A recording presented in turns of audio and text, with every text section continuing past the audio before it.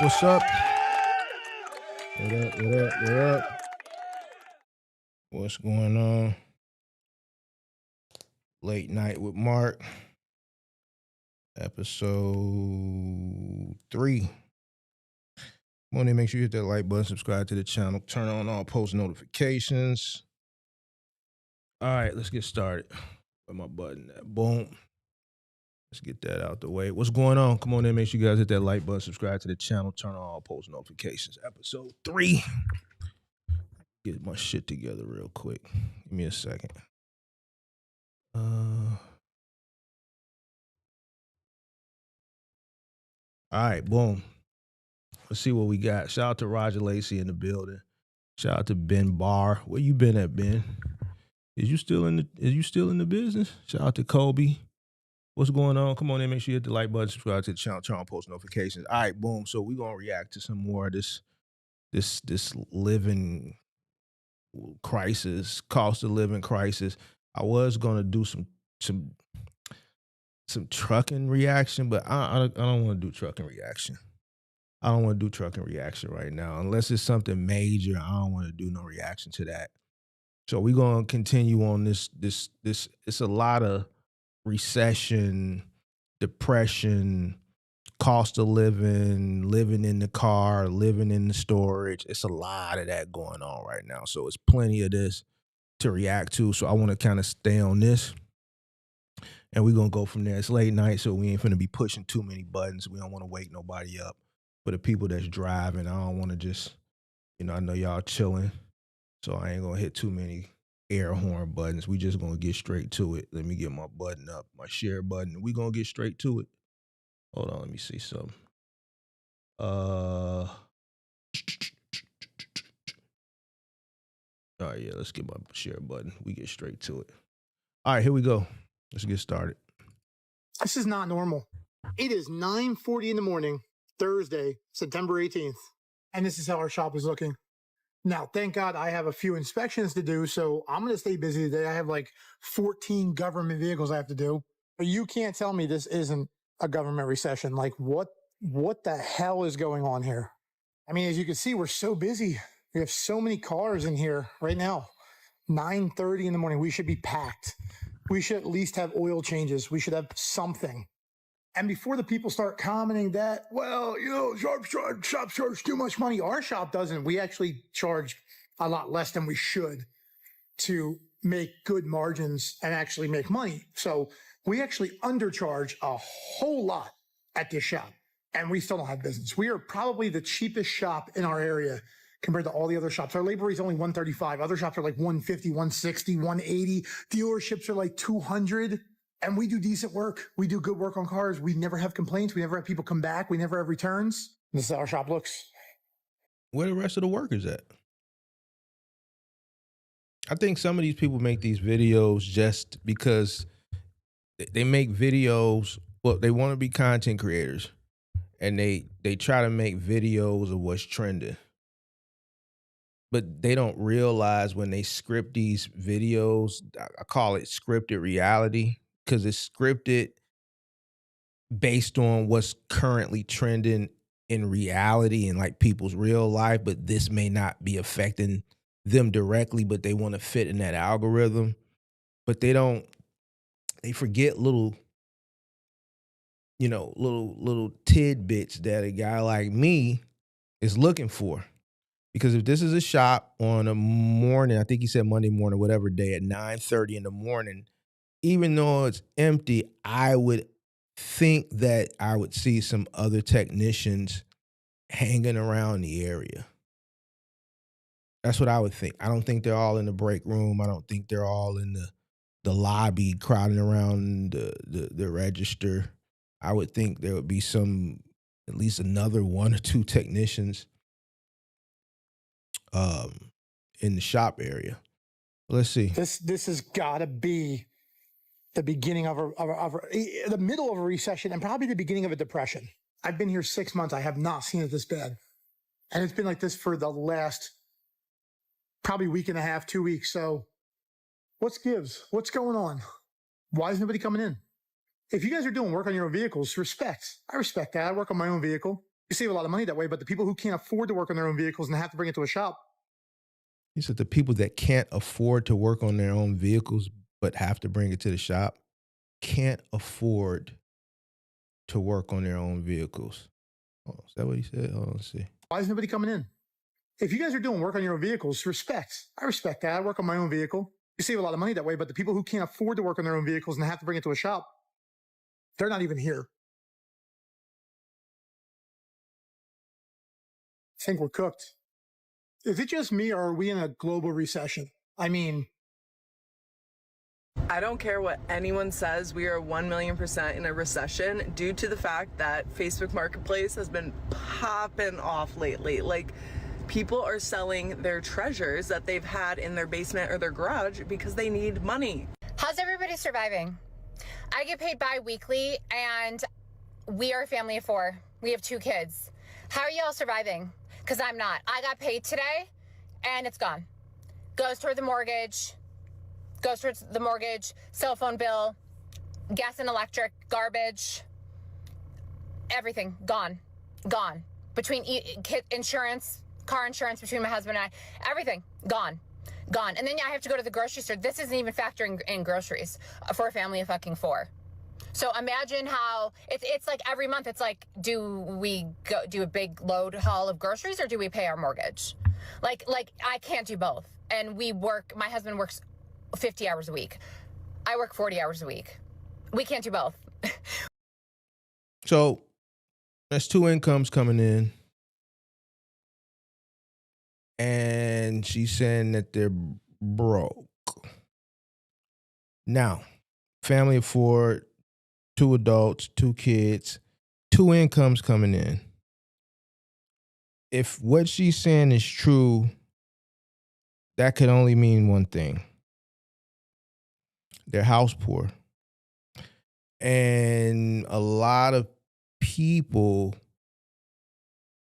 find themselves house poor because they buy too much house.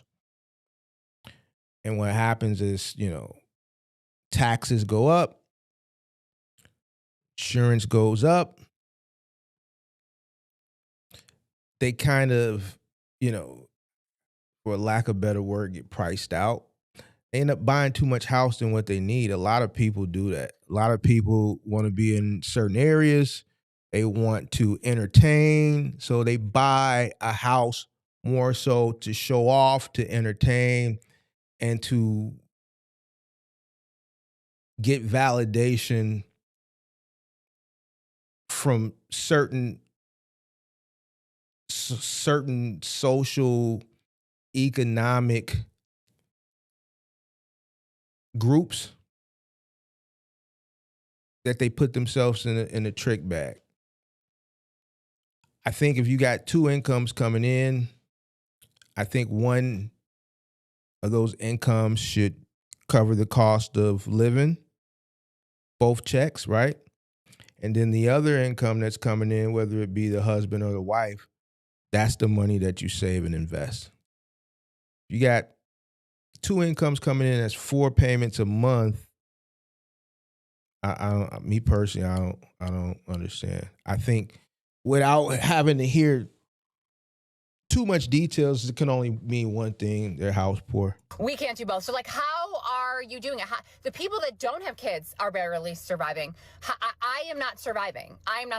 And I get paid bi-weekly. And people are like, oh, getting paid bi-weekly is so much better because then when you get paid more. No, it doesn't matter because all my bills get taken out at the same every month. I've tried to change it till the end of the month. It still doesn't matter.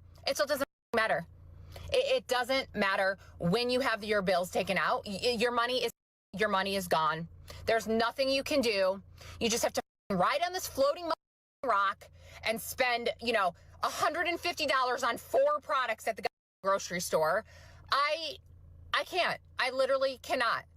I don't know how people do it. And unless you're a rich elite, so I hope everybody on this floating rock screams like I do, and we can all scream together because I just don't collectively know how I can continue on with a recession. I've lived through one recession. I physically can't do it now.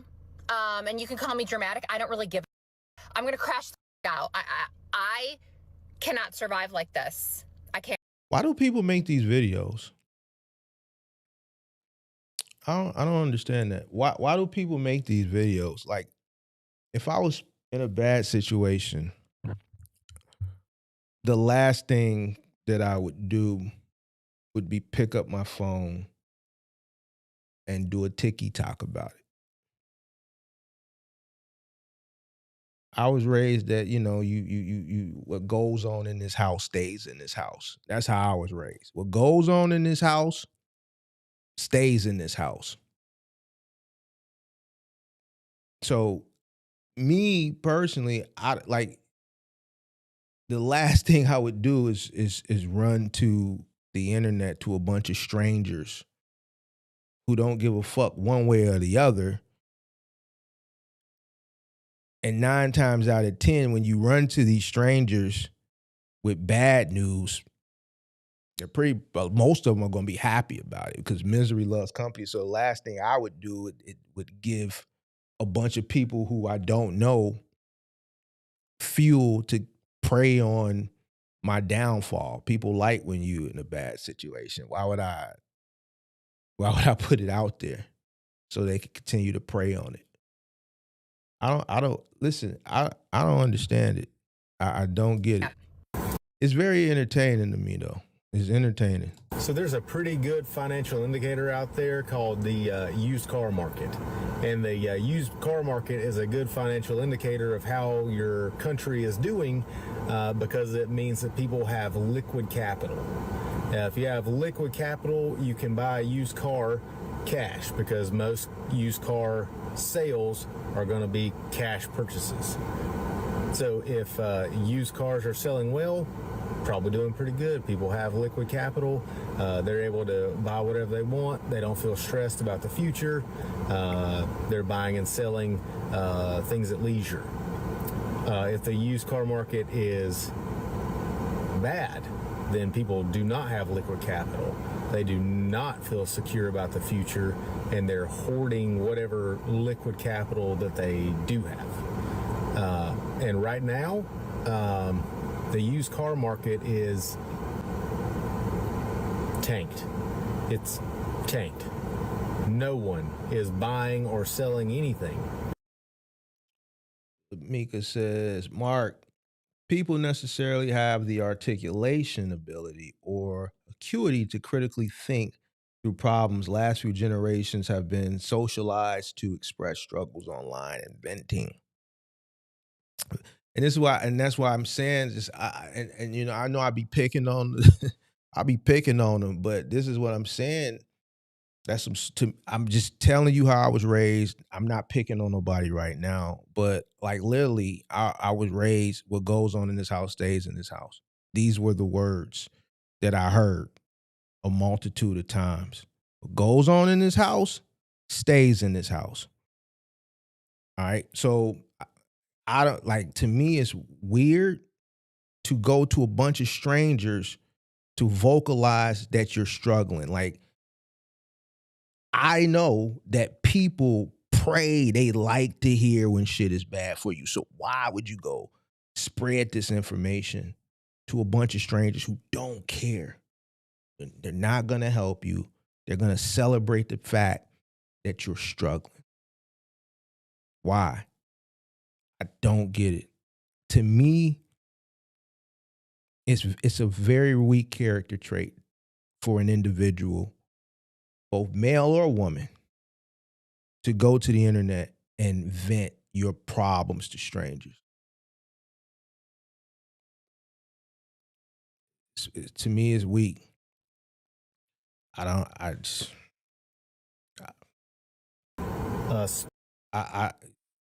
Just because social media is there, to me, I don't understand. You don't have to,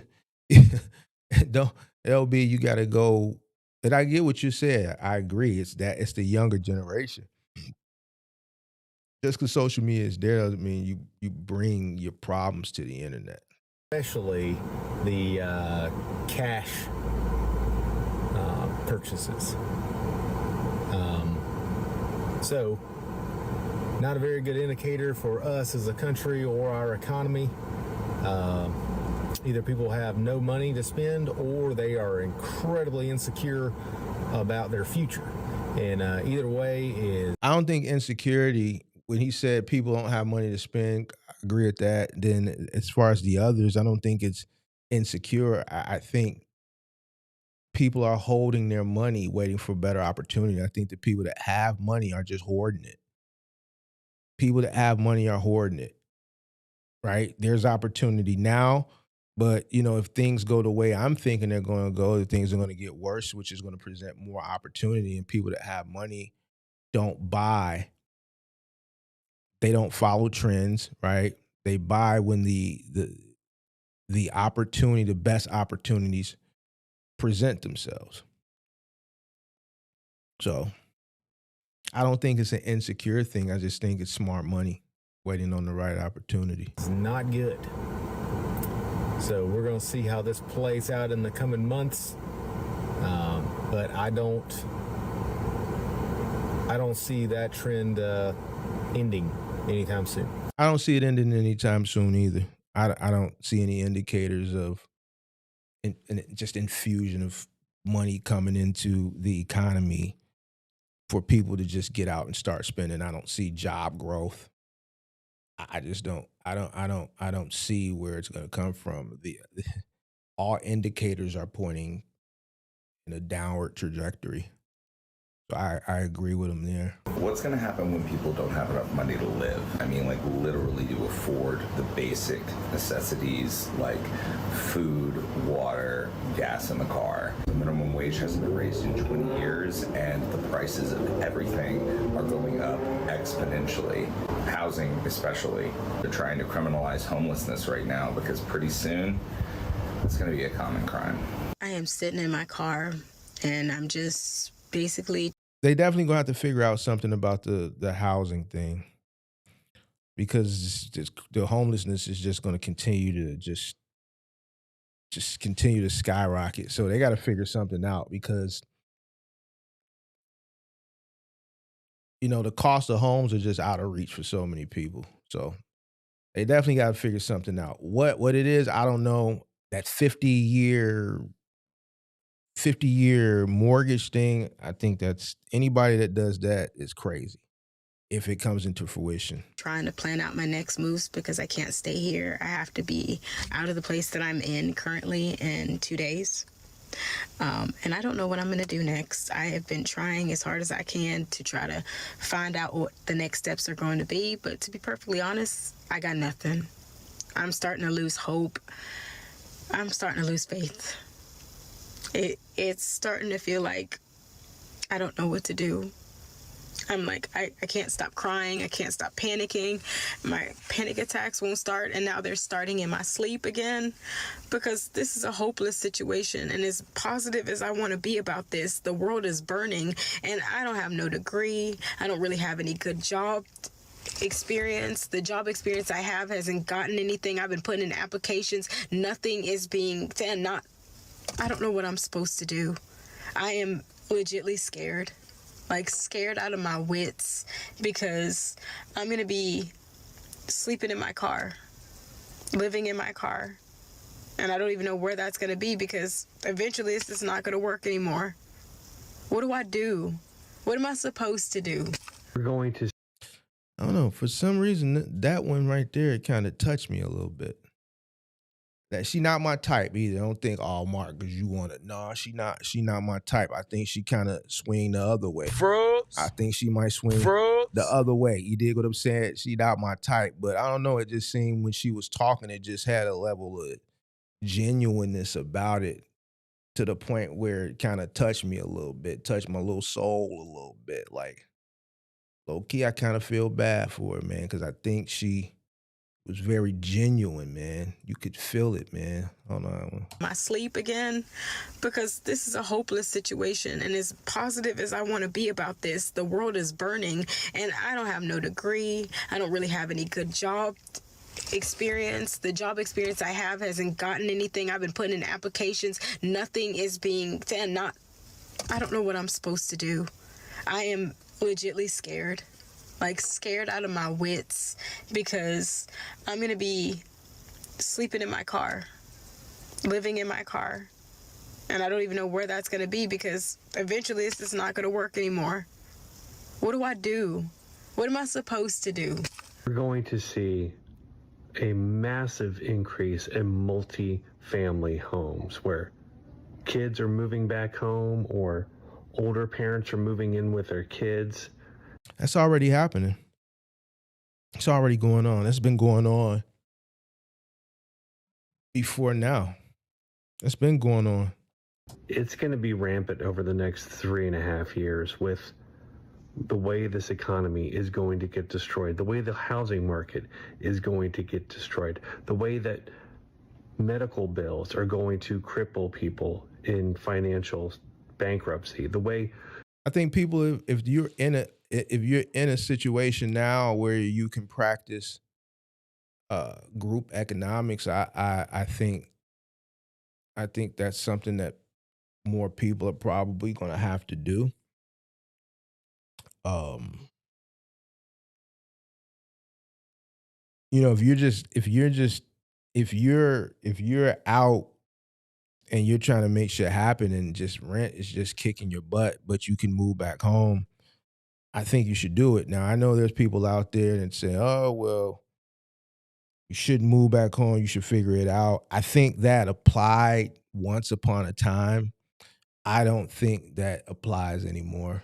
I think there's a level of mercy and grace that should be shown to people that have to retreat back home.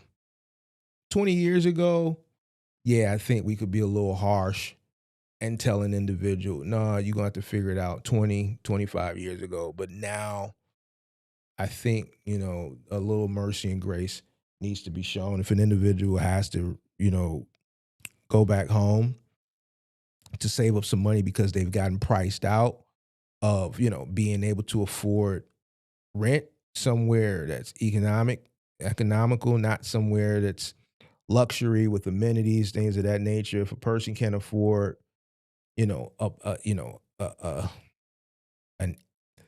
economical apartment, no amenities, probably not the best neighborhood, then I think the best thing would be to go back home.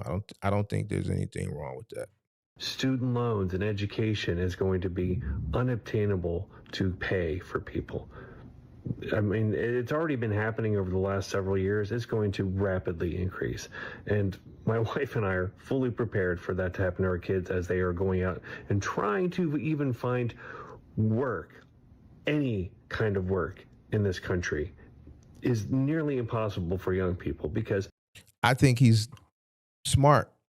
I think he's smart. I think a lot of parents, and I was telling one of my homies this, I think a lot of people that are having kids now, I think having kids, even people that have kids now, that kids are young adults or teenagers that are going to be going away to college, or if they're not going away to college, they're going to be getting into the work field.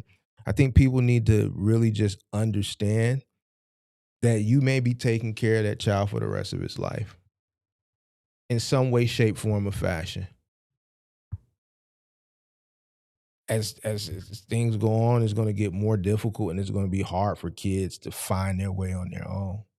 So what he's saying, I absolutely agree with him on. Like, kids that are coming up now, if you're a parent and you have kids that are coming up, I would keep it in the back of your mind. You may have to take care of this this adult probably for the rest of his life.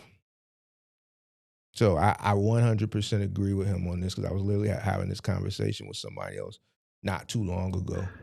most of these places are hiring older people who also need to work now because they can't retire. They can't live on their Social Security. They can't live on their pensions. And they would much prefer to hire an old person who they believe will be more, stable or predictable or whatever. It's a nightmare. Now, I disagree with him on that. I see more companies hiring younger people. Why? Because you can shape, mold them, and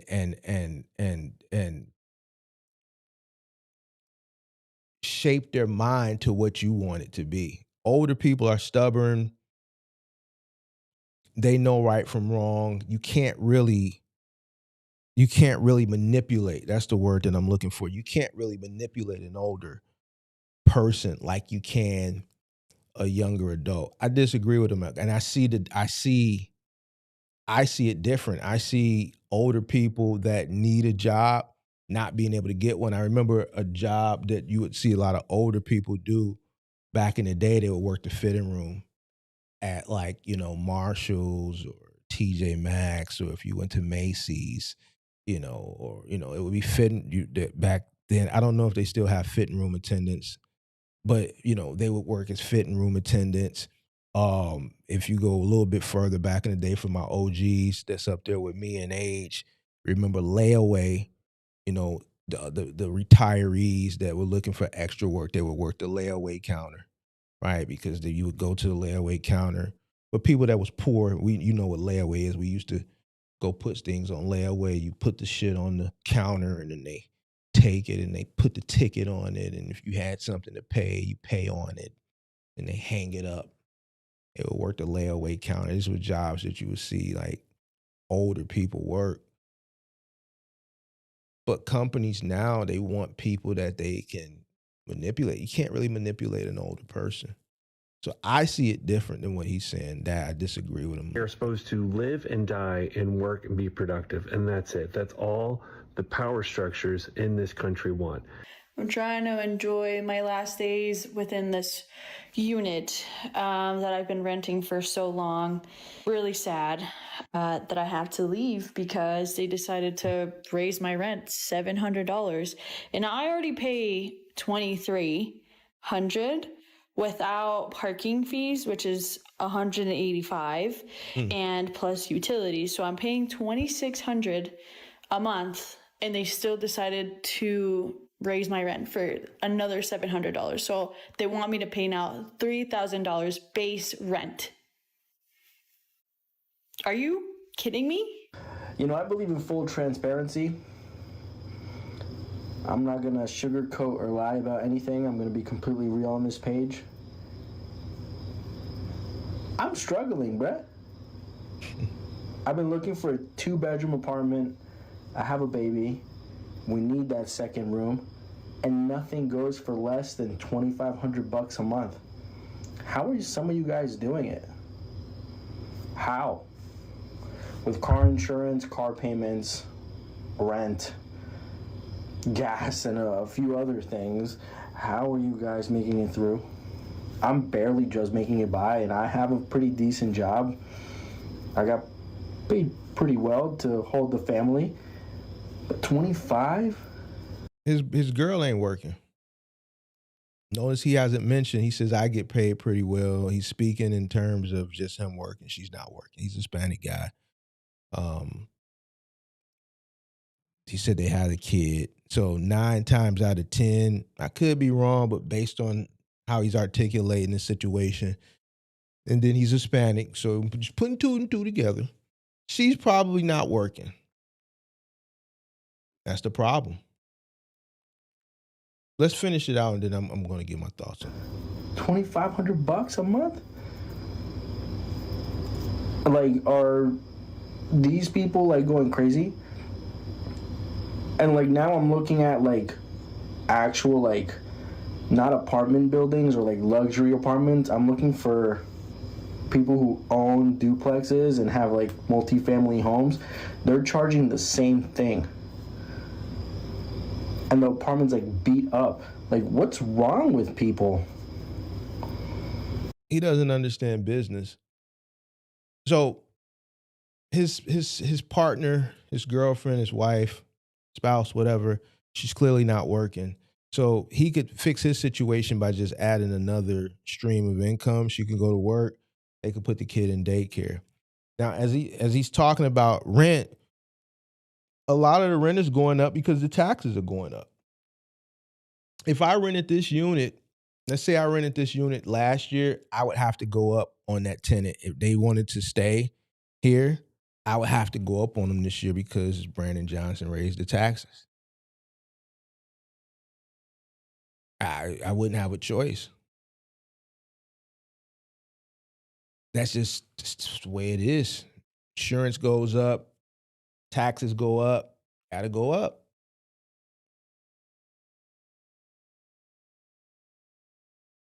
A lot of the times, as a landlord, the increase is forced due to things beyond your control. And for some reason, for the life of me, tenants just don't seem to understand that. They think you're being mean to them or you're just trying to gouge them. They watch the news, but when they hear property taxes go up, that goes in one ear and out the other, I guess. I don't know. But a lot of the times it's due to things beyond your control. Like, it's not like your mortgage went up because you guys have been paying it off. See what I'm saying? He's counting another person's. You don't know if their mortgage went up or not, because if their taxes went up and their insurance went up, the mortgage went up. Did you hear what he said? So this is ignorance. You don't know. You ain't like your mortgage. How would you know? Do you get the mortgage bill? This is what I'm saying. I wish a tenant would tell me, man, why are you going up on me? Like your mortgage go. I'm gonna get him up out of there. You worrying about the wrong shit. But this is ignorant. You wouldn't know. I'm looking for people who own duplexes and the apartment's like beat up. Like, what? Your mortgage went up. Like, it's not like your mortgage went up because you guys have been paying it off since you bought it like 40 years ago. You guys are just being greedy. See what I'm saying? You see what I'm saying? So just because a person pays their mortgage doesn't mean that it doesn't go up. I mean, obviously he doesn't own anything. He's speaking from ignorance. There's other factors that account for what you pay in rent outside of just the mortgage. There's other bills that are rolled into owning property, like taxes, like insurance,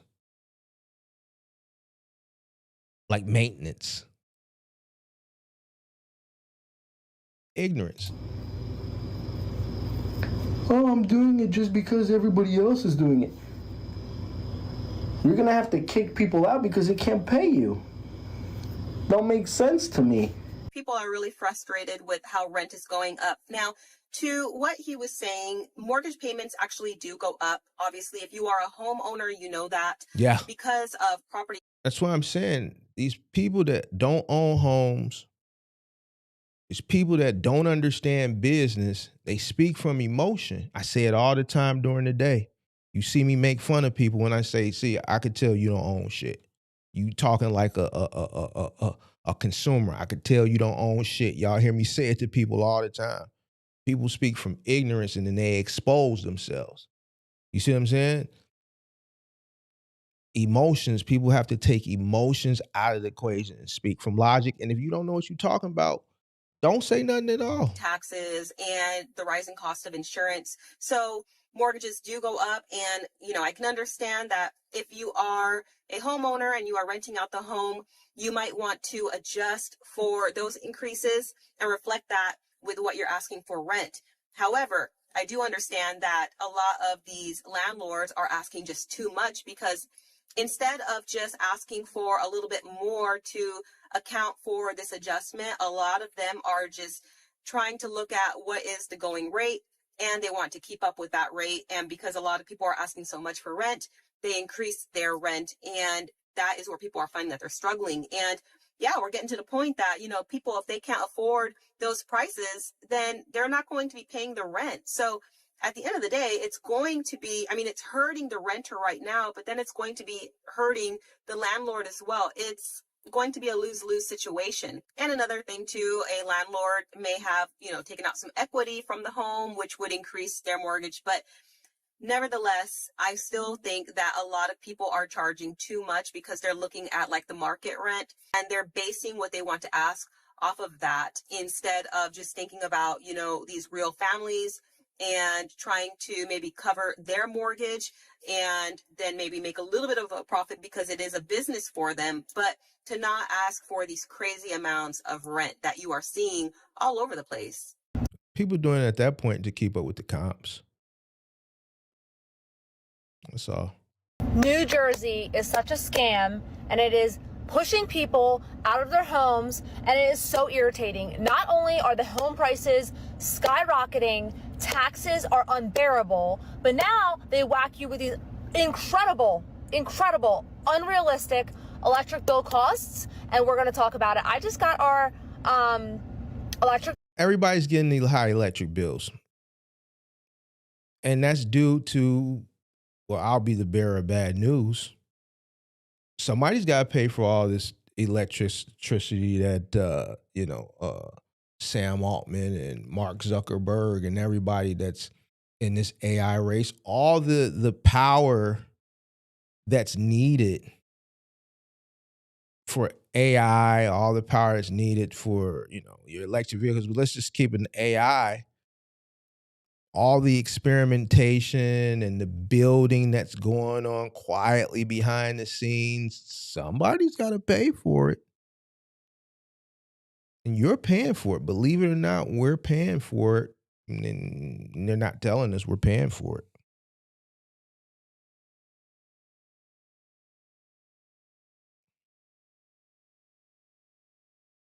They're being nice to us now. Sora's 10 seconds? You think Sora isn't advanced enough to give you more than 10 seconds? Absolutely. Absolutely. Can definitely do more than 10 seconds. They're just limiting it right now. They got to ease it on you. They're going to give you another 10 seconds probably within the next 10, probably within the next year, you'll probably be able to do up to a minute, somewhere between a minute to 3. You're going to see your electric bills go even higher. So all this shit that's going on with AI and the data centers and shit like that, we're paying for it. We're absolutely paying for it. And they just never told us that we're paying for it. Somebody has to pay for it. It's us. So. Bill from Atlantic City Electric, that is who is our electric company, and it was $985. That's not the best part. The best part is we moved out of our house August 4th. So we didn't even live there. We still own the home, but we've moved out because we're anticipating a closing. So we don't even live in that house. The air has been on set to 80. There's nothing plugged in. There's no Comcast. There is no Wi-Fi. There is literally nothing plugged in, but our bill still says $985. If there's anything that is wrong with this picture, it is that it is pushing people out of their homes, not just for the tax reasons. That's also another topic, but I'm talking about electric bills, people's everyday need, okay? There's not one person who can do without electric. So I don't understand how they can just increase the rates. Also, it sounds like maybe the landlord is probably, something sounds fishy about that. Maybe they got the common areas electric tied to her apartment. Something sounds fishy about that. Maybe they got it. I'm just saying they could have the common areas directed to her meter. Something sounds fishy about that. $985 for an apartment for electricity bill for a month. That's crazy. So we were we've had like that smart home, that like auto meter placed in our house. We had that placed, I want to say it was like 8 months ago. We called them, we said, take it off. We want someone to physically be here because it is bull. I don't believe it. They did that. Great. I paid the $15 charge that they wanted for it. Oh, that's not even the best part. We have solar. So our whole roof has solar all over it. It is a big home. So we had the solar, whatever. And not only Oh, so she in a house? we're paying the solar a month, we're paying $985 for electric bill in a house we don't even live in. Are you kidding me? Are you kidding me? So they got another house that they don't live in? So why you got another house? I'm dropping the actual charges below. They wanted like $177 for a delivery charge, and then they wanted like $140 for another charge.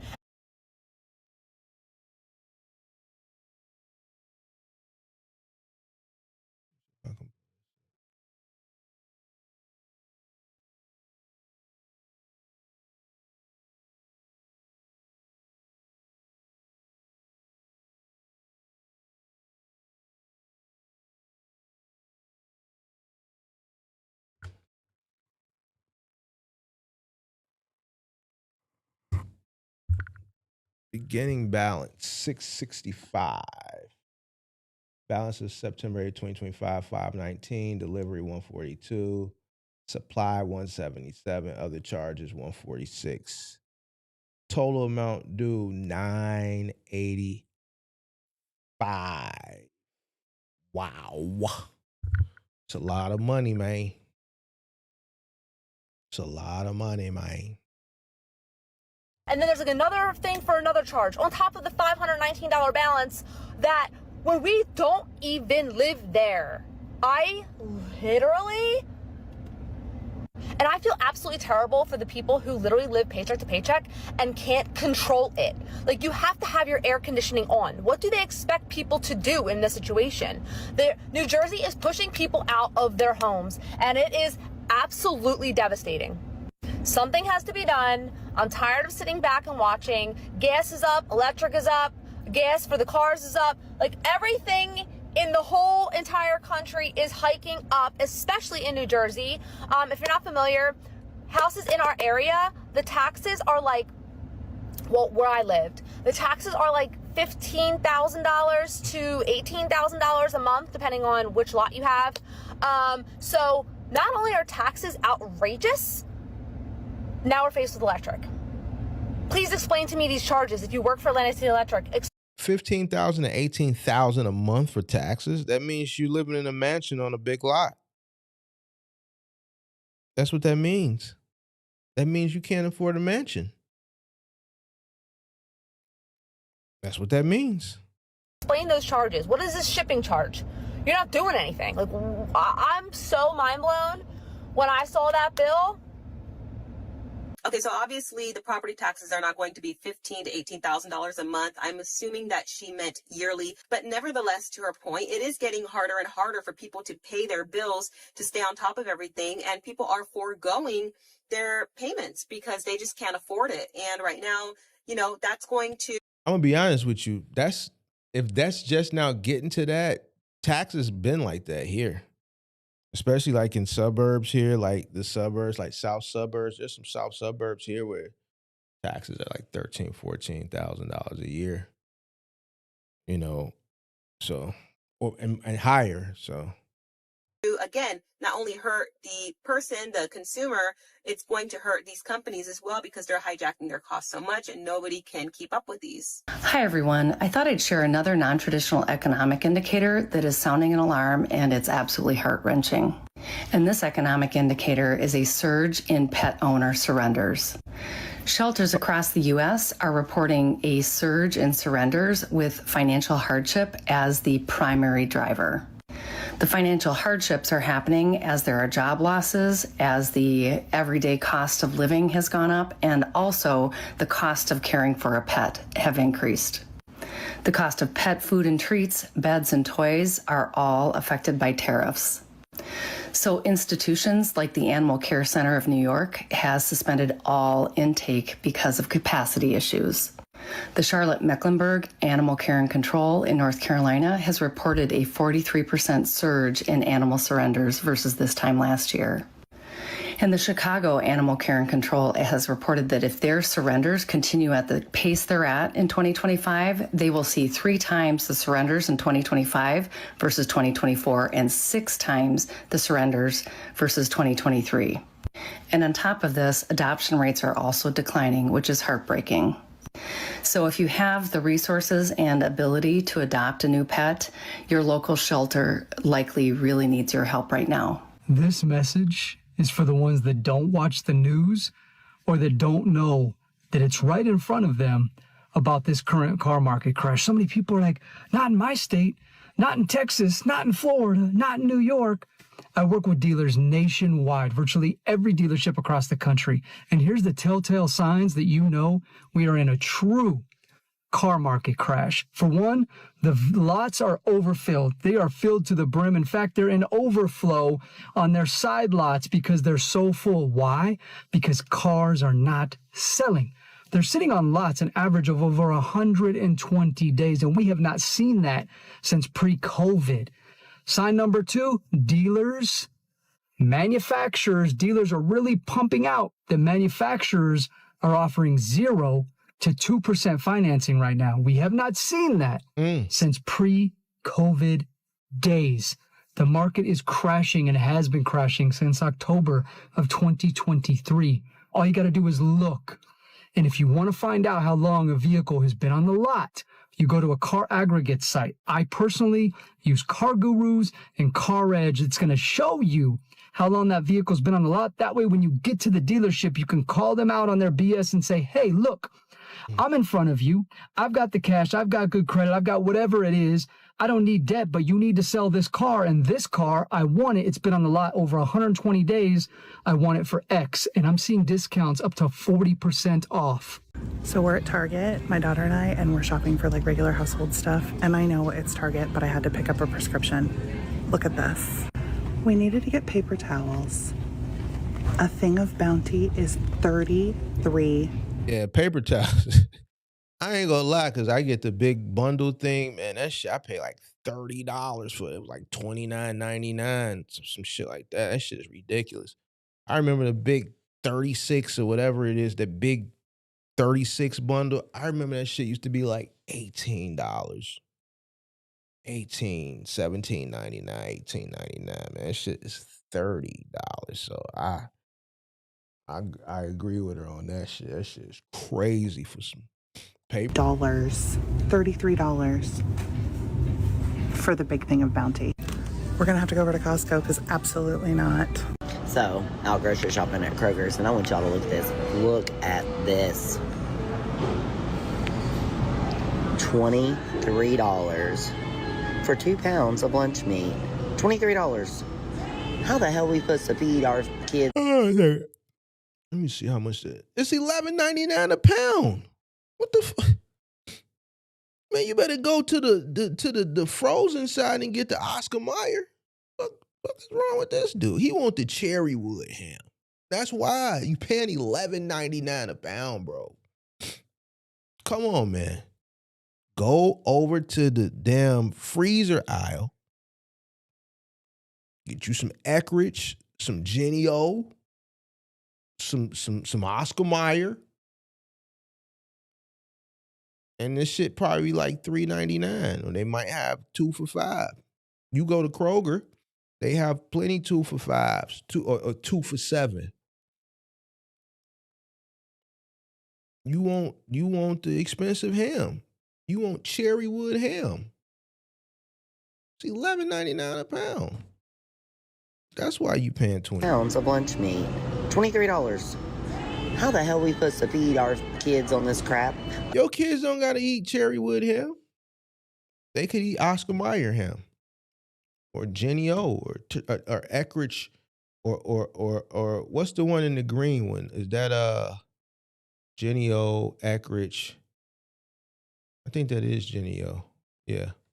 Overlook it. They're on sale. Don't be thinking I'm a chip hoarder, because I'm not. I'm getting the deal. I'm a couponer. But $23 for some ham. Well, people are really waking up to how expensive food is really getting nowadays. Not only are they seeing the difference in their wallet, in their bank account, but now they're even using apps like with Walmart. You can go in and see your past purchases and compare what you paid a year, 2 years, 3 years ago for the same cart of items as you'd be paying right now. And they're starting to freak out because the difference is dramatic. So guys, this is an absolutely crazy story about a man who had the Walmart app on his phone. And what he did is there's an option within the app to be able to go in and hit reorder all. So he had a cart order. This is way back from 2 years after the pandemic started for $126 for all of his groceries. So just out of morbid curiosity, when he went back into the app, he looked at his own orders and thought, I'm just gonna do reorder all just to see what the difference will be. 3 times the price in 2 years. They are gaslighting us, guys. They are gaslighting us that things are so hard for companies after the pandemic. Companies are making money hand over fist. They can afford to pay you more. They can afford. So I've been paying attention to the prices. Some things have gone up. Like I was looking at, I get the Clorox, the little bleach, like half of it's blue, half of it's white, the little thing you put in the toilet, the little cube thing you put in the toilet, the Clorox one. I remember I used to pay like $4, $4.99 for the 2-pack. That shit is like $8 now. So shit like that I noticed has gone up. But then I've noticed like price of sugar, uh, you know, uh I like meats have gone up. Like the price of sugar is pretty much the same. Like peanut butter, I notice is kind of the same. Like little candies are the same. I've seen like Lysol bleach spray that's gone up like $1. I remember that shit. Even the generic kind has gone up. I've seen like generic popsicles have gone up. Some things have gone up, some things haven't. It kind of all depends. Like oatmeal, like instant oatmeal, like they got that on sale at Kroger, Quaker Oats, 3 for $5. So that's pretty much pre-pandemic. So something, but if you catch it off sale, it shit is like $6.99, $7.99. So some things have gone up, some things have stayed the same. Some things you got to catch when it's on sale, and you just got to bulk up. I just think people need to be more smart shoppers, because I shop for myself, so I see the prices. I think if you're a smart shopper, I think you'll be okay. Hire more people. This is just corporate greed.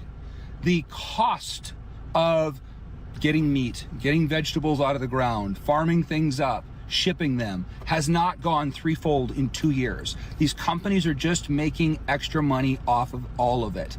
And so when you go to the grocery store, and I've had this sentiment so many times myself in the last couple of years, and I'm like, why is this so expensive? I didn't even get that much food. This should be like $40 and it's like $120. And you're like, I didn't even get anything. I got like a half a week's worth of food. This is what's going on. This is supposed to be, by the way, Walmart is the choice for the cheapest retailer to be able to go pick stuff up. Now I found out Aldi's even cheaper. But for most people that don't have Aldi near them, Walmart is their choice, is the cheapest way to get groceries and home goods. And this is what you have to look forward to. 3 times the price for the same cart in only 2 years. It's ridiculous. Have you guys seen the same thing at the grocery store? Because I know I have, and I think it's completely out of control that people have to pay this much just to feed their families. Where is everyone doing their grocery shopping now, down in Florida? Because Publix has lost their cotton picking mind. I just walked in and walked out. But I also went to Aldi today, and oof, I don't know. Trader Joe's? Whole Foods is on a whole other, is there any place that we can go to afford groceries right now? This coffee right here at Costco has more than doubled in price in the last 6 months. I know firsthand because I've been buying this coffee for the last 5 years. Super, super depressing because I actually love that coffee. It's like the best dark roast they had here, and it was such a good deal for the longest time at $9.99. These same mixed nuts right here, I was buying a few months ago for $12.99. That coffee was $9.99. I get Starbucks. That shit, Starbucks is $7.99. Shit, Starbucks is $7.99. You can catch Dunkin' Donuts on sale for $7.99, $6.99. Shit. I listen, man, I don't, man. 99. We're talking about 50 to 100% price increases on these items. So I just want everyone to see like the cost of living in America with groceries and stuff. Like today I decided to go to Publix. I usually don't go to Publix because it's so expensive. I usually go to Walmart, but I don't want to get produce at Walmart. It's just like, so I go to Walmart for like cans, like packaged foods. So I just want everyone to see my total today for my groceries. So this was $12. I got French green beans. I got 2 packages of that. This will last me, honest to God, I could eat this like for dinner. So there's dinner. And then I got another one. And then I got 2 apples. This was $12. Like, I think that's a little expensive. Like, but yeah, I mean, I could go to, I don't know, where else is there to go to that's like more reasonable with produce? I just want to document how fucked up the system is because I have gone to 20 food pantries today and they're all closed and it's Friday. I have 0 food. I've gone to Catholic churches. I've gone to the EBT office. The air system has been down since Tuesday. I've been trying to get a card since May. Haven't got one. I haven't had access to food.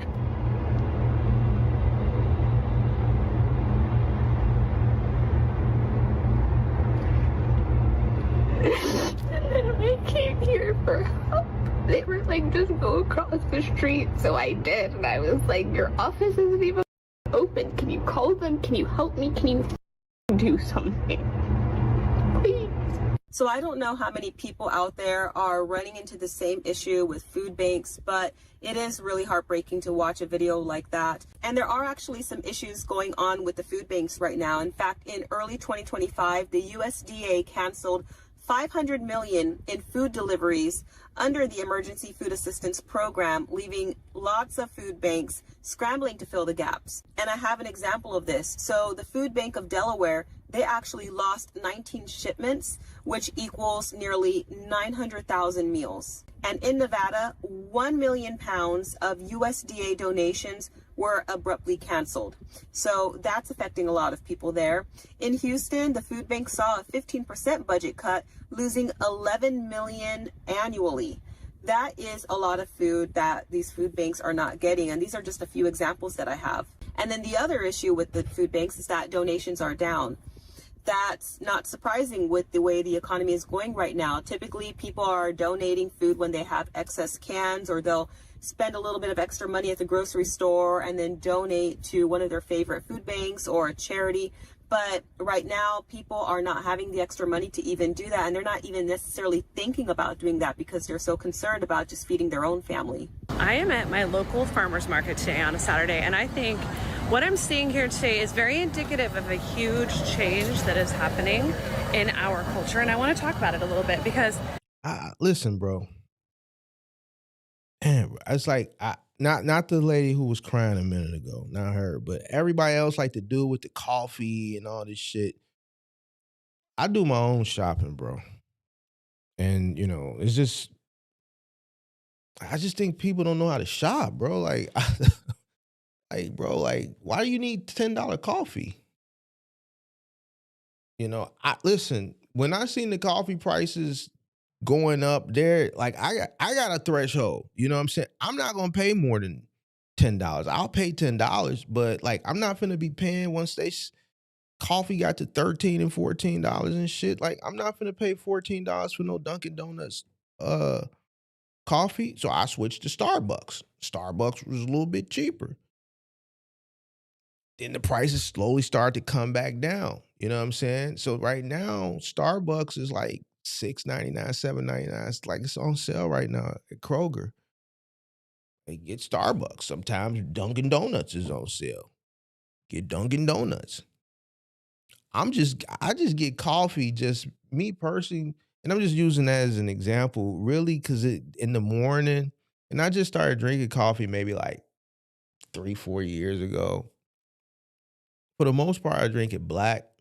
You know what I'm saying? It just gives me that little extra kick in the morning. And you know, it's and black coffee is good for you. It's black. To me, it's just black coffee. You know, I've even one time they had the Walmart brand was $7. I got that. Actually, the Walmart brand, the caramel flavor is actually pretty good. Pretty good. So I like, what's the difference between the $10 coffee and the Walmart? To me, it all tastes black. It's just some black coffee. And it gets you wired up and it gets you going. It gets you stimulated.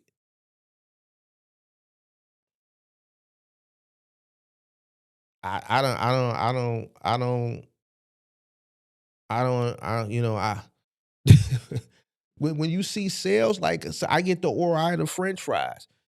A week ago, Kroger had them. They had it was on the weekly sale. The bag of Kroger fries like this is like $5.99. They had it on sale, buy up to 5 times, $1.99. You think I didn't get as many bags as they let me get? You get all the bags and you put it in the freezer. I'm saving $4. Yeah, I'm not going to eat all the fries. But if I can save $3-4 a bag, I'm going to stock up now. So when they go back up, when I was a vegetarian, I was eating Beyond Meat. That shit is expensive.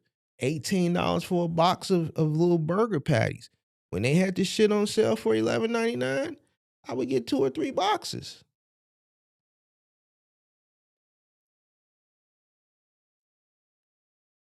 Got the oatmeal on sale. I like to eat oatmeal in the morning. They got that shit on sale right now. Quaker Oats for $1.99. That shit is $7, $6-7 a box. You think I ain't? They said up to 5 times. I went up to 5 times. Like I don't, hey man, I just don't think these people know how to shop, bro. I think there's an entitlement and they ain't never been poor. And now they're getting priced out of entitlement, I think. They're getting priced out of entitlement a little bit and they don't know how to adjust. When you come from being poor and then you make it out of poor, you still know how to, you know, you don't want to go back to poor. So what you do is you know how to adjust. You know what? We don't got to necessarily drink Dunkin' Donuts. Fuck it. We going to go over into Starbucks. Man, Starbucks. Fuck, how much that Walmart brand? Walmart brand $7. Let's get that Walmart brand. Get the caramel. Get a little taste to it. When you see shit on sale, stock up.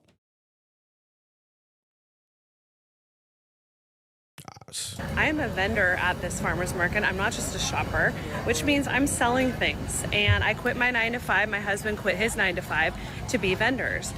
And the farmer's market is popping off. Like, it's in a mall parking lot. Nobody's shopping at the mall. The mall's going to get knocked down. It's the mall I grew up going to. It's going. Do she say people are sick and tired of the man? Hey, did the man change? Is we talk about a different the man? Hold on, I just realized that. She said people are sick and tired of the man. All right, so look, I gotta ask the question because I always thought the man was the white man. So who is the man? Who's the man? I always thought when people said man, the man, I always associated it with like a white man or something like that. Who's the man? To get knocked down very shortly here. But the farmer's market is buzzing. There are probably 50, 60 vendors here today in this cracked pavement parking lot of this old mall that is gonna. Oh, it's the government? Oh, shit. I thought it was always like the white man. When people say it, I always thought they was talking about like the white man or something. The man, okay. To be shut down. What does this tell us about what's happening right now in the world? People are sick and tired of corporations. We're tired of pouring our money into malls and lining the pockets of billionaires like Les Wexner and going to Express and Bath and Body Works and Victoria's Secret and blowing our paycheck on some mass-produced item that has no soul. We're not doing that anymore. Now, she look like she done spend some money. She talking about they tired of spending. I got to cook her real quick. I got to cook her. She done spend some money. You done spend some money. You done spend some money all up in here. All up in here. Can you see my mouse? Can y'all see my mouse? Can y'all see it? She done spend some money. She talking about she tired of lining the pockets. You been lining somebody's pockets. You done had a lot of some work done all up in there. You done had some work done. You done had some work done over in there. You know how we can tell? Because that shit mighty tight in comparison to that. This shit is droopy.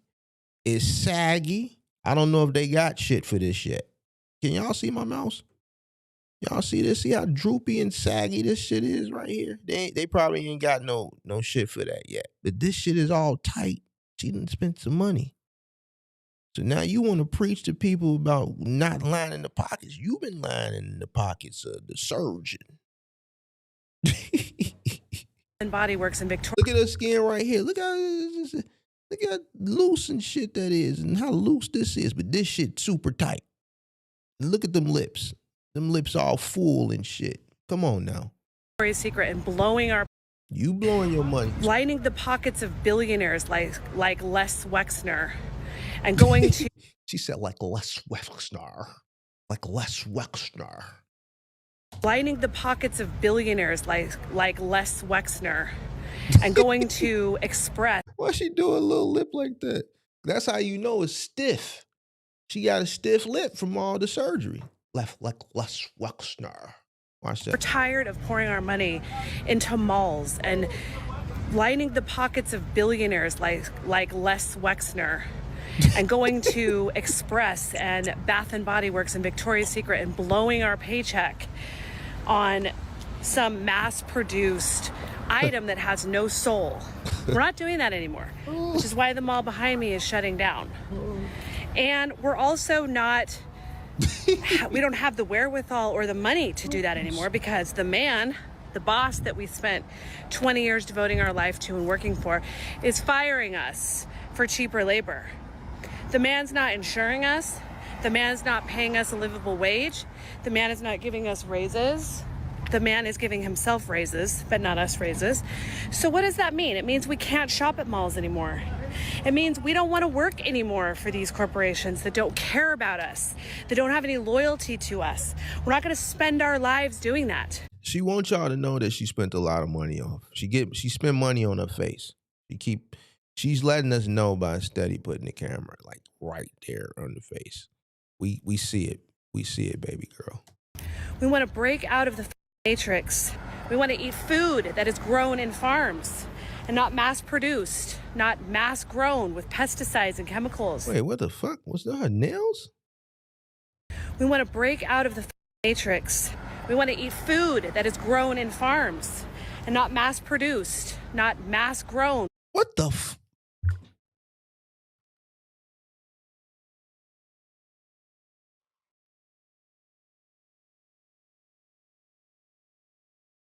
Oh, them her sunglasses. I was finna say, damn, is them her nails? With pesticides and chemicals. And so what do? We come to farmers markets and we buy from our neighbors. We buy each other's wares. Do you know what that means? We've cut out the middleman. We have dropped out of the matrix. We've dropped out of the system and we are going after our own bag. We're living the life of our choosing. We're working for ourselves and we're buying things from our neighbors. And this is all a good sign. This is what needs to happen. Enough of us break out of the matrix and say, no, screw this. I'm not giving my time and attention and money to a system that enslaves me and exploits me. I'm actually just gonna pour my time and talents into myself. And any money that I make is gonna go to my family, eating healthy, fresh food. And in fact, I wanna support my neighbors in their endeavor to do the same. I advise everybody in the United States to start looking at ways you can be self-sustainable. I'm not saying go off the grid and build your own house. That's not feasible for everybody.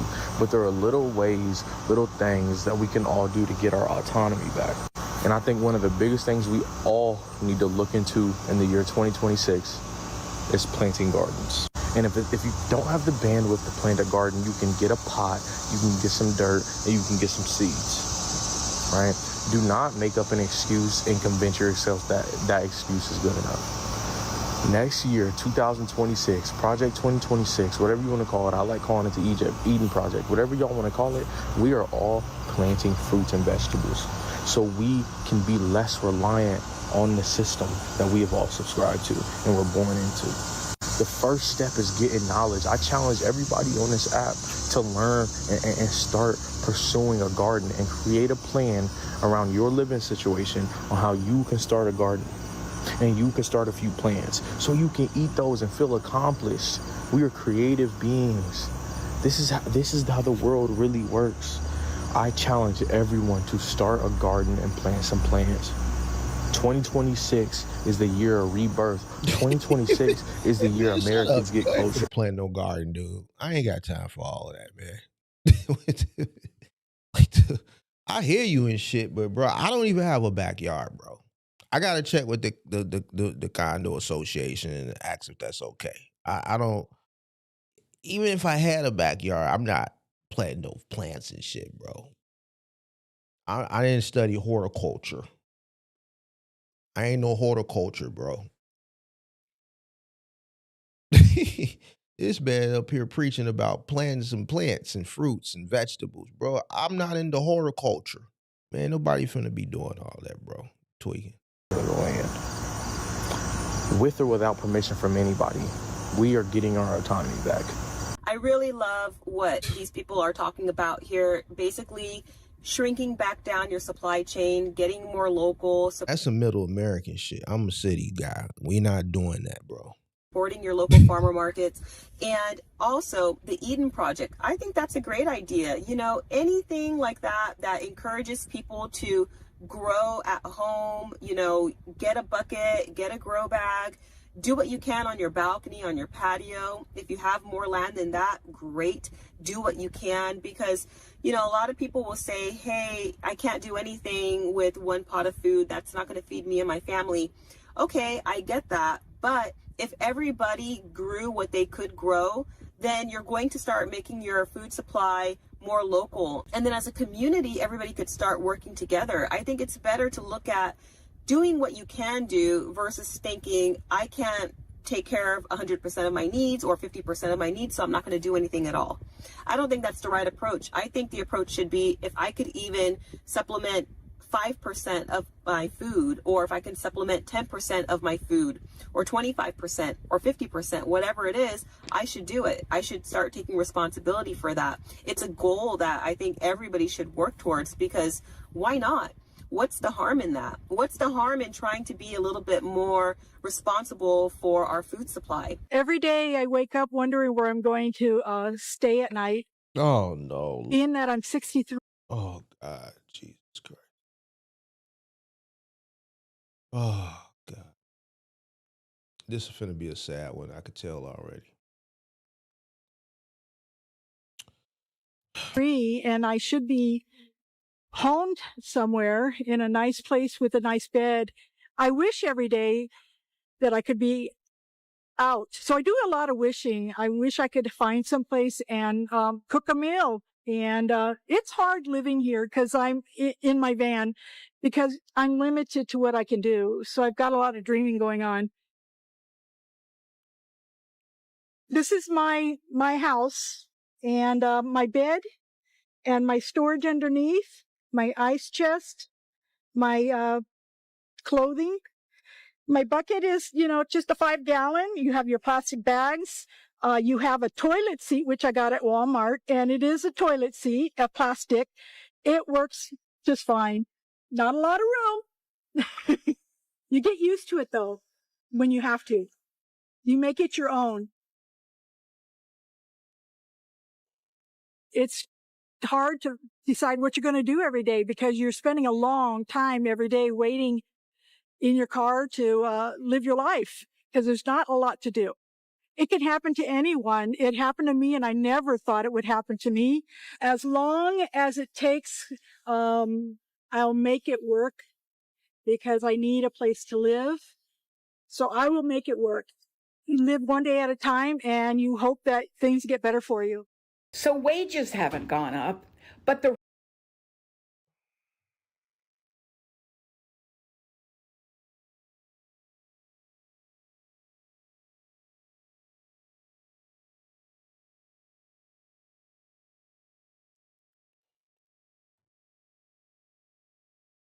What is this, TikTok?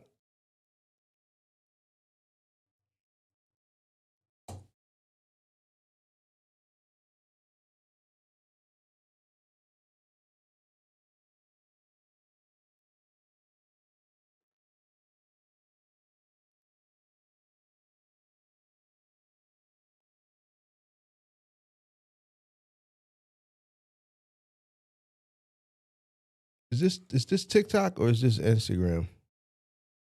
Let me see if I can.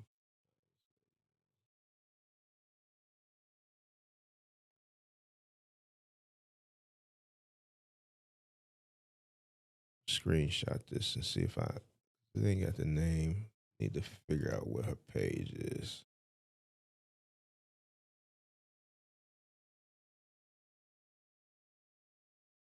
I'll make it work because I need a place to live. So I will make it work. You live one day at a time, and you hope that things get better for you.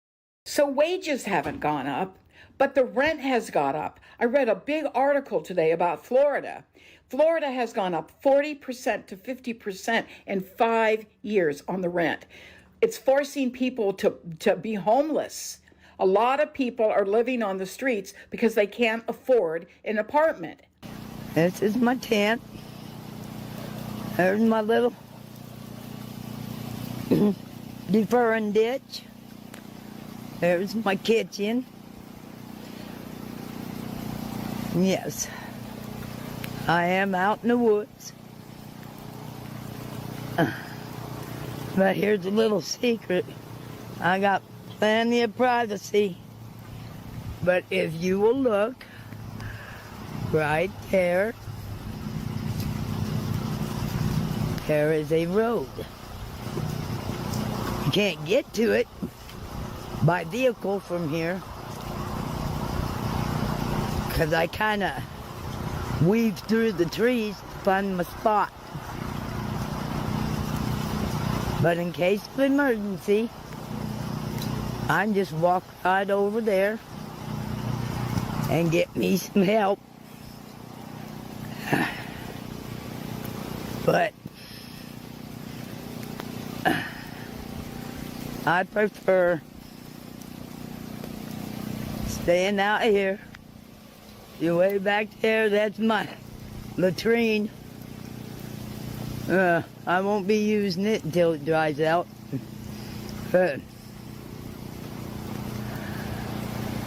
So, and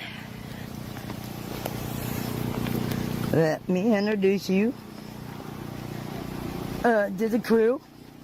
Excuse the mess in the tent. There's little Scooter. Hi, Scooter. And there's Buster. And there's Little Bit. I got me a heater. I got me my coffee. And I got me tobacco and smoke. I'm good. I can sit this rain out and enjoy myself. I am a caregiver, and sometimes it is just, it's so heavy to hear of people who are not receiving services. They don't have anybody for whatever reason. There is a gentleman that I learned about 2 days ago who is an amputee and living in a hotel and has a catheter and just all of the things, and was paying rent to live in some rundown hotel, and evidently now the hotel is condemned.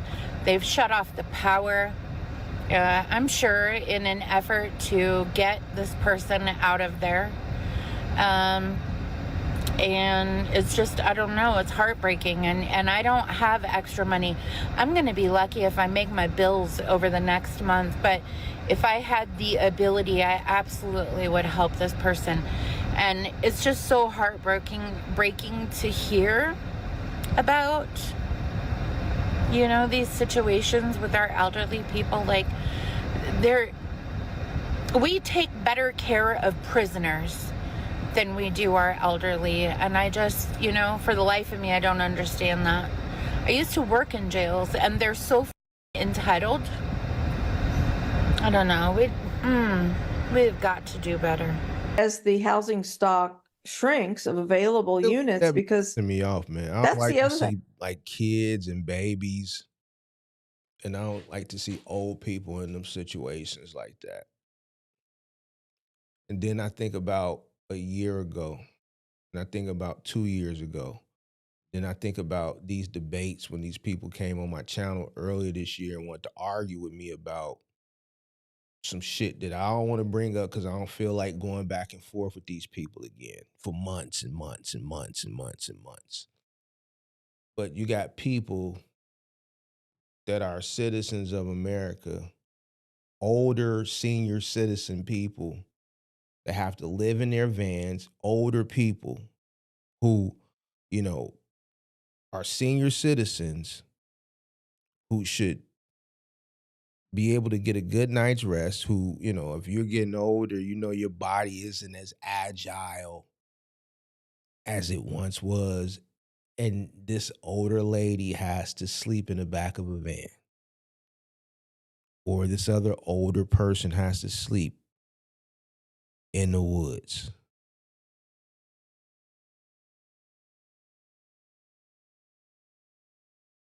And then people want to argue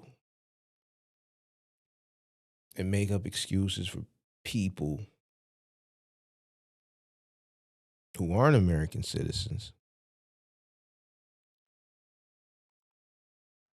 who are incentivized, who get a stipend. You got people on here that are citizens that are complaining that they can't get EBT. And you got people that aren't even citizens that got $4,000, $5,000 a month. And cash. And housing. And medical. And schooling.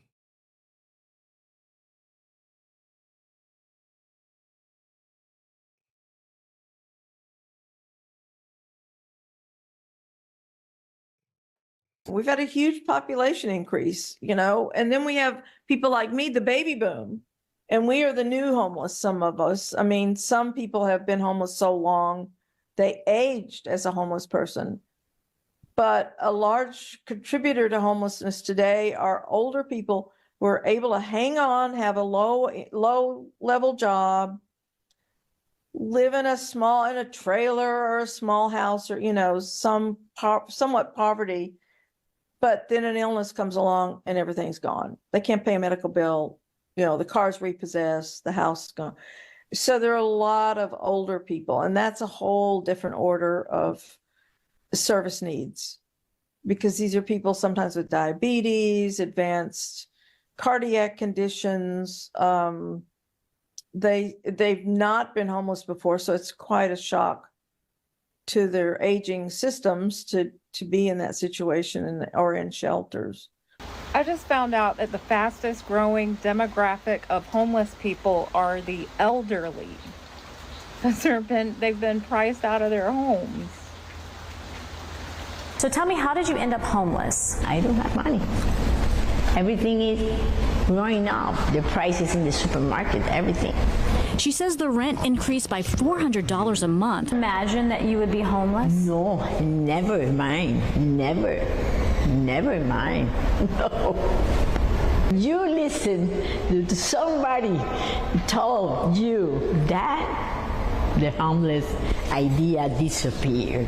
But here's the harsh reality nationwide. The elderly homeless population is increasing dramatically because their fixed incomes cannot cover the high cost of housing, according to Pew Research. Studies also show the elderly require more physical and mental care, which increases the cost and reduces the housing options.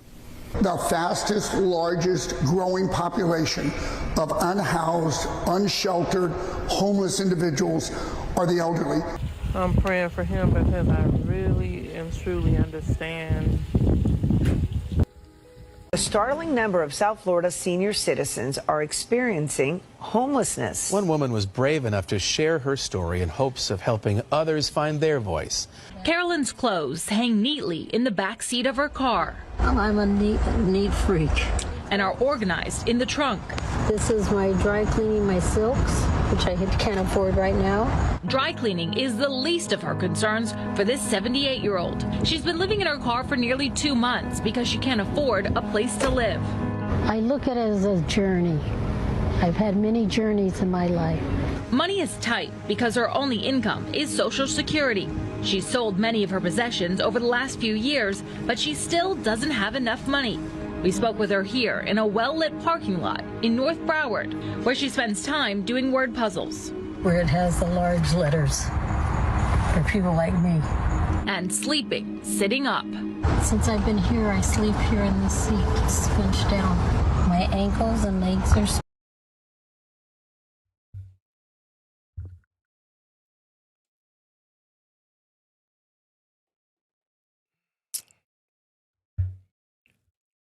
I can't watch the rest of this shit, bro.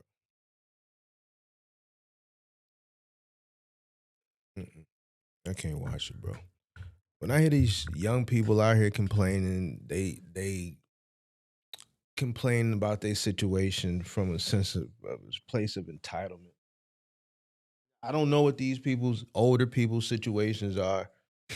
I don't know if they made mistakes somewhere along the line. Maybe, you know.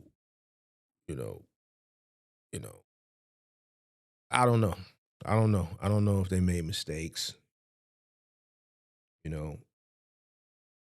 But at the end of the day, an older senior citizen shouldn't have to sleep sitting up in their car. There should be something there. So when, it goes back to like these debates that I was having earlier this year and last year about migrants and shit like that. This is why I just don't honor that shit. It's just like this. I'm always put my family before I put the next person's family, right? It's just like I'm going to take care of home before if it's my family or your family, I'm going to take care of my family first. If my family is taken care of and I got extra and you need help, I'm going to take care of you. The point that I'm trying to make is you got to take care of home first. There's too many American citizens, senior citizens, like somebody said, veterans that are in this situation. And we had an infusion of people come over here that got resources handed to them, and then they act with a sense of entitlement. I live in a city where I've seen it. These people are entitled. They look at you like you are beneath them. And they really ain't got a pot to piss in nor a window to throw it out of. Everything they got was given to them by the government, and they got the entitlement like they better than you. Wow. We have American people, all different, ethnicities and walks of life, different backgrounds, but they're still American citizens that are in these situations, and there's no help for them.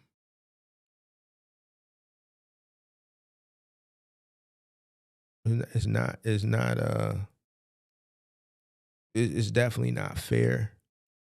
It's not right, and it's unfortunate. Like we have to take care, because when I look at these older people, especially these older women, the first person I think about is my OG.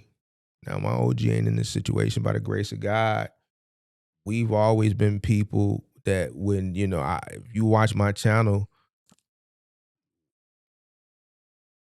we know that it's not always going to be a road going up. We've had a lot of roads. We got more wins than we got losses. But when it's winning, it's winning.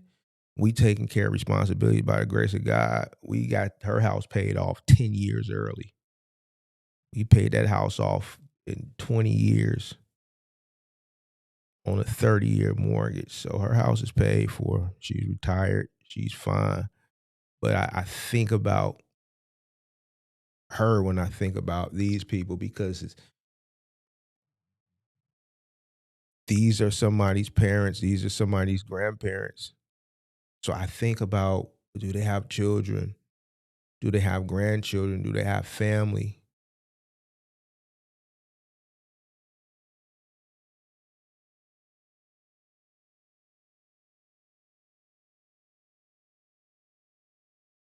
A person who's older in age shouldn't have to live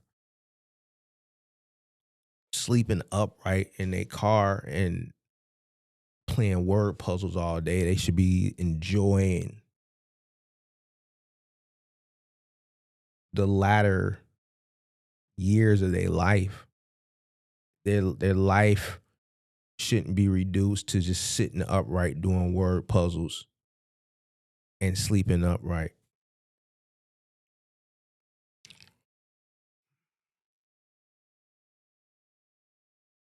I wish I had these people's pages. This is like a collage from like a content creator just puts all this shit together. It's the easiest way to react to it, so I don't have to go find all this shit. It's like a cheat code for me.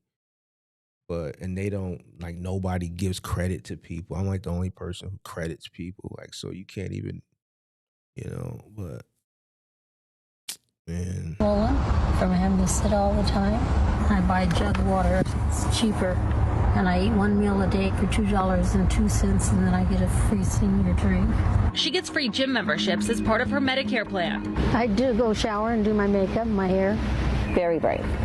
Very brave. Cassandra Rett, the Housing and Social Services Manager for the city of Pompano Beach, is trying to find Carolyn a place to live. She was my godsend. It could be my aunt. It could be my mother. See, she said the same thing. I look at these people. It could be my, it's not. But when you look and you see shit like this, you think about the older people in your family.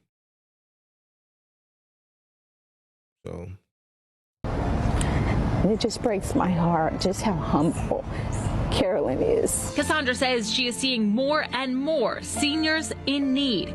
Support services for them are at capacity. As you know, the rent is skyrocketed. That's the main factor of why these seniors are on the street, is because they cannot afford the rent. I actually received an email from a viewer asking me to make a video about this, and I'll keep that person anonymous, but I'm going to share with you what they said. Can you make a video of the staggering amount of elderly people becoming homeless due to the cost of rent and expenses? I follow your channel and love it. Thank you. I have started to see videos of elder homelessness, and this is an exploding, unreported catastrophe. Elders in their 70s and 80s who have lost their apartment from raised rent and fixed income. I myself am 71 and barely holding on. I will be calling homeless shelters tomorrow to see if there are any down on their luck seniors. I am looking to share my small apartment with one senior who is homeless due to the cost of rent and this high cost of living, to help us both. Thank you in advance. Well, thank you for reaching out and sending me this email. I do appreciate it. You taking the time to share this with me, and I am glad to make a video about this to spread awareness about what's going on, because I don't think a lot of people realize the severity of the homeless crisis that's taking place and how it is really affecting one of our most vulnerable demographics, and that's our senior citizens here in America. So this is really, really unfortunate, and it really breaks my heart because this is a group of people that should not be in this situation. And the way that things are going, I'm not sure what the future holds for a lot of other seniors and people that are approaching, retirement, because the cost of living is just crazy. So a lot of people are looking into other countries. They're looking to other states that might have a cheaper cost of living. They are trying to downsize. This person is looking for a roommate, essentially. That way it could be a help to both of them, another senior. And it's just, it's horrible to see what is going on. If you have any suggestions on what can help people or other solutions, please share down below, because I know that there are a lot of people that would love to read through these comments and maybe get some advice, maybe get some encouragement, maybe see something that they haven't thought about, and maybe it can be helpful to someone. So please share down below what your thoughts are, or anything that you would like to share with others at all. And I thank you for watching this video. Thank you again for the person that did send me that email. I do appreciate it. Until the next video, guys, take care. Thank you for watching.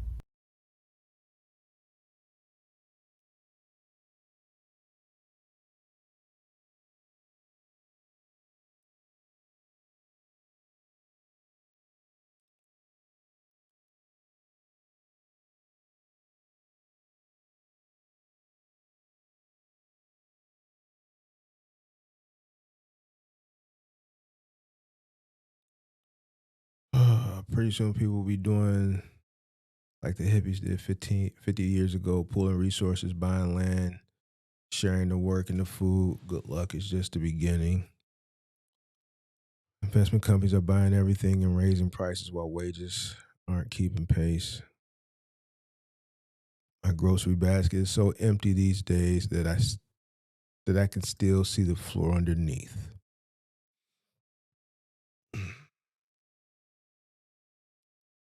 I turned 18 in the recession of 08, and I haven't left it of 08, and we haven't left it since.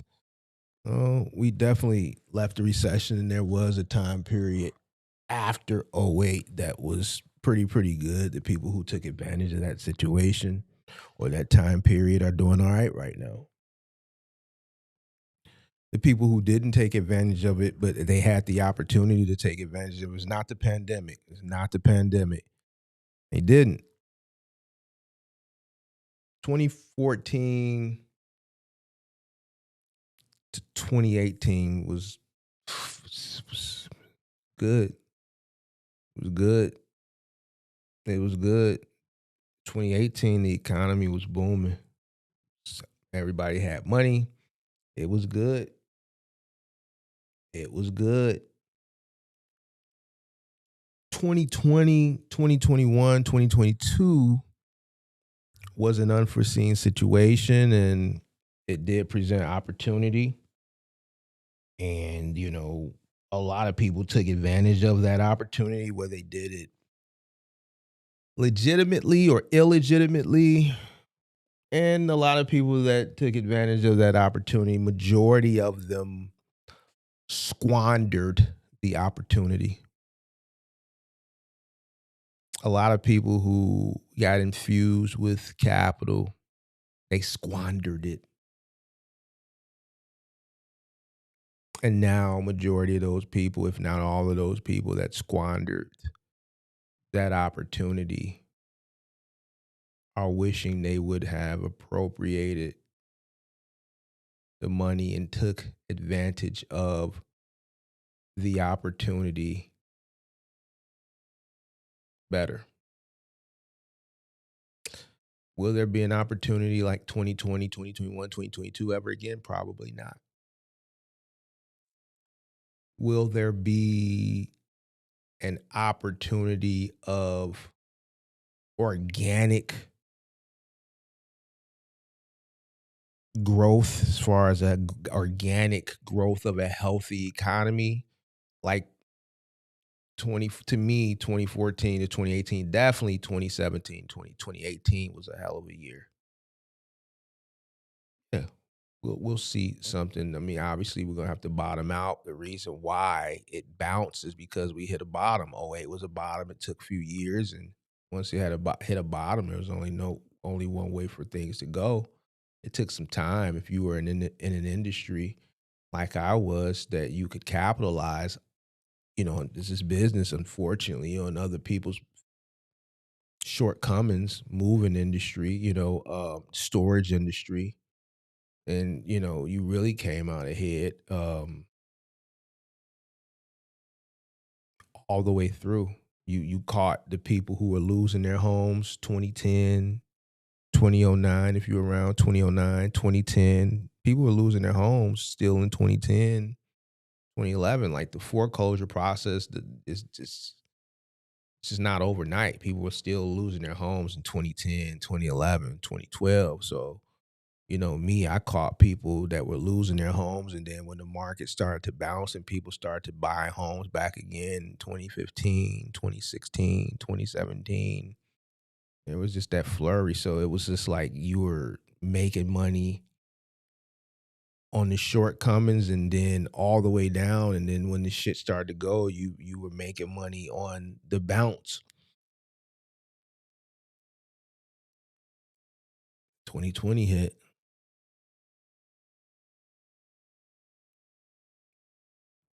We've been talking about this on this channel for a long time. So, you watch this channel, we've been preparing for it.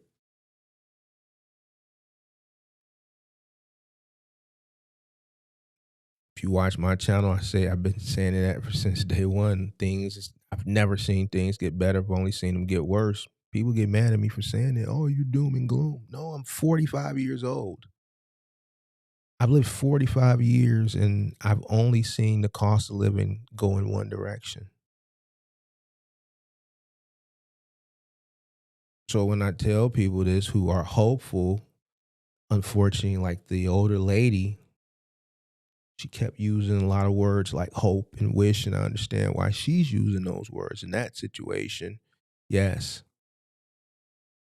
But when you're in a situation when you can put yourself in a situation, a better situation, and avoid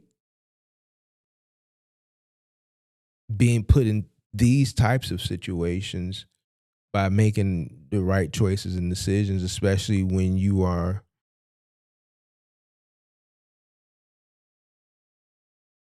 have something like capital, like people had during the pandemic, and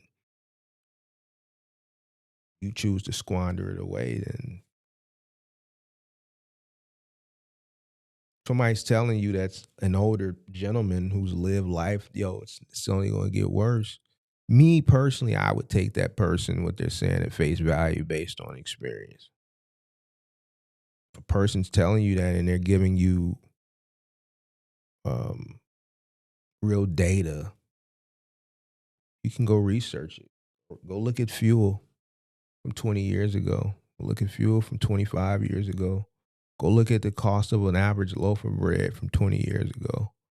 Go look at the cost of a carton of eggs from 10, 15, 20 years ago. Go look at the average price of a home 20, 25 years ago. And I guarantee you, everything you go look, you're going to see it just over the period of time, it just continue to go up, up and up and up and up.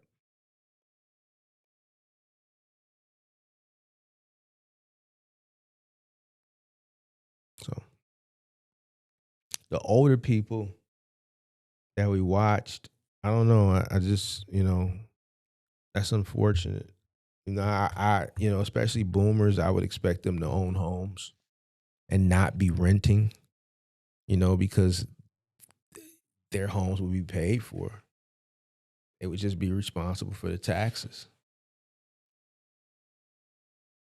I don't recommend people like their home. Like I don't like when people want to take out equity in their home to like get their bathrooms fixed and stupid shit like that. I always advise against it.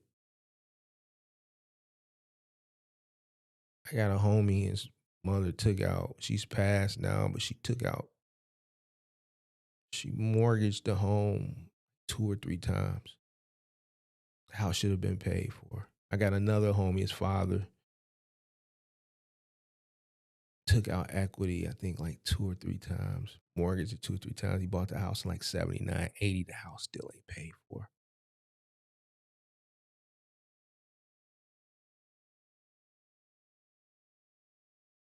So, I know situations like that. To me, I don't recommend that. That'll get you in a situation like this. I don't know, man. I just think people need to make better choices, better decisions. It's not gonna get any better. I don't know. It's fucked up. Box Truck Mitch said it's only going to. I gotta move this plant.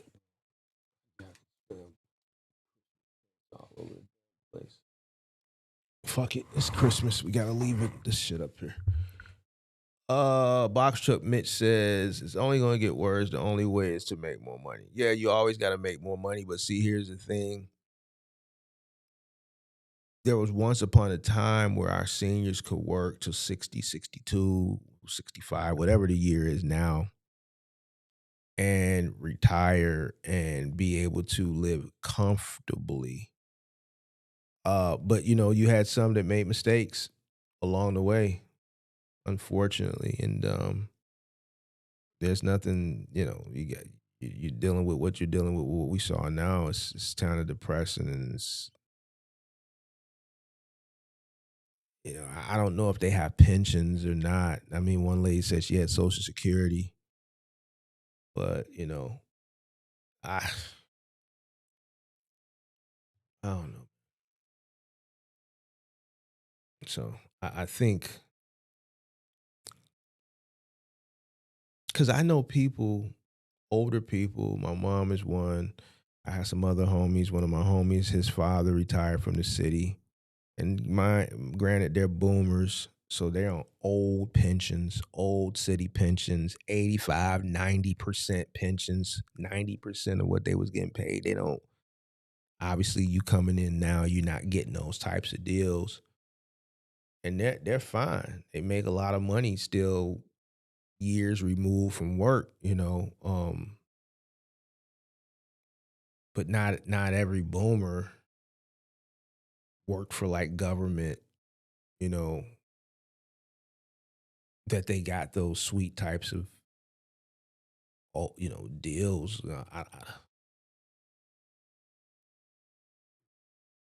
Mm-hmm. I don't know, man. I think and then you had a lot of older people probably that just didn't make the right investments with their money when they were working. They were pulling money. They were refinancing their homes, taking out equity in their homes to take trips, and taking out equity in their homes to get their bathroom redone and shit like that, bro. Like, I don't suggest that shit, bro. I don't, for these reasons right here. Some people, yeah, just take out equity. No. That's why when people come up for the box truck, what do you hear me say? Don't leverage your home. Don't mortgage your home. Don't pull your 401k. Don't do it. That shit is like gold right now. Don't do that shit. I don't care what nobody tell you. They tell you that shit, they don't got your best interest in mind.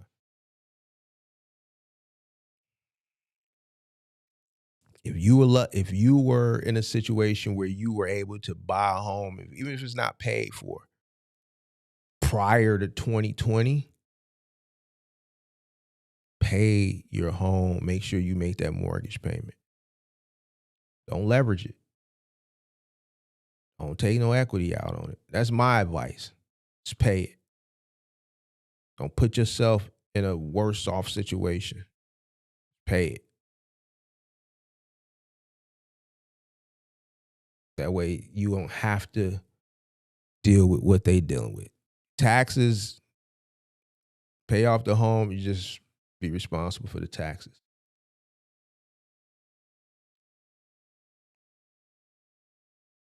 Just pay your home. Just pay it. Be thankful that you purchased prior to 2020.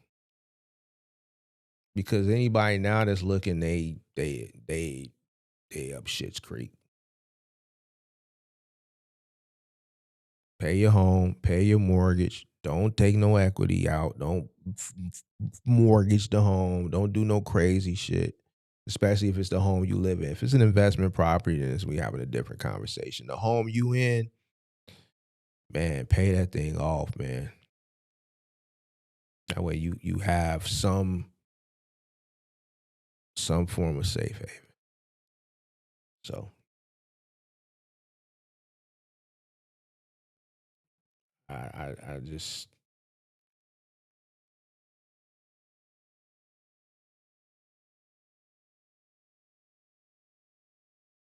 Kobe said been paying his grandma rent for the past 2 years so she can save her money. Congratulations, man. It's good for you. Look, we got one hater. Believe it or not, somebody come in, and I don't care. Somebody literally just hit the dislike button. I haven't said anything negative, and I'm fine. You can hit it. Clearly, you just got an issue because you probably fucked up and took out a mortgage against your home, and you fucked up right now. But don't get mad at me. Everything that I'm saying is to help people. Don't get mad at me because I said something and it triggered you because you in a bad situation. I'm cool. I'm gonna be cool the rest of my life.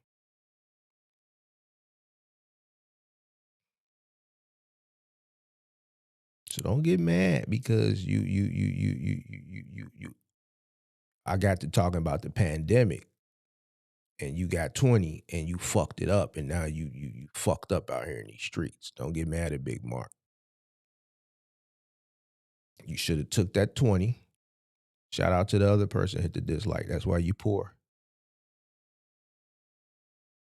You poor. It don't make me no never mind.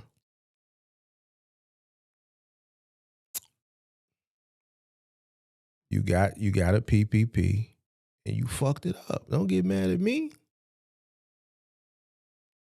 Because you poor.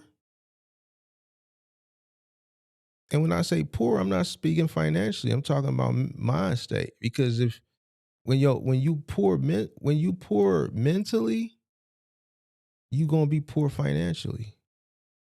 Everything else follows. It all starts from your mindset. What I'm gonna do is I'm gonna see if I can go find these two older women. Somebody said they was on TikTok. And I'm gonna see what I can do to help them out.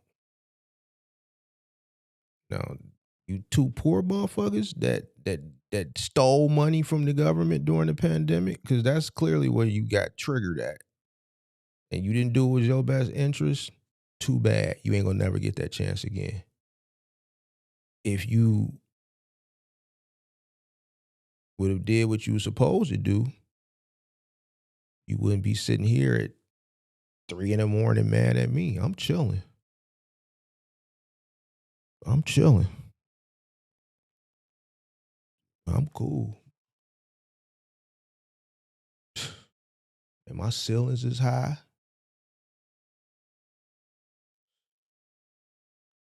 Man, Mark, you did pretty good for yourself. I got high ceilings, so man, my heat bill be high in the wintertime. Be high. But it's cool though. It's cool. We can afford it. See, don't fuck with me, cause see, I was cool. I can talk shit. I'll make you feel bad. I get to talking shit and make you feel bad. I ain't the person to fuck with. I'm a cool, humble guy, but if you come fucking with me, I can talk some shit and make you feel bad now. I can make you feel bad. I'm finna go lay on these thread counts because I got thread counts and they soft. And to the people that's mad because you fucked up your little PPP money and you fucked up out here in these streets. There's probably some box truckers. They probably some truckers that's out here right now in the middle of the night mad than a motherfucker because they at a truck stop. They ain't gonna make it home for Christmas. Mad than a motherfucker. Got to sleep on a bench in a box truck. It's Christmas Eve and you just angry. Probably some box truckers. It ain't no sense. It's some box truckers because they thought that they was gonna have a peak season and they didn't have a peak season.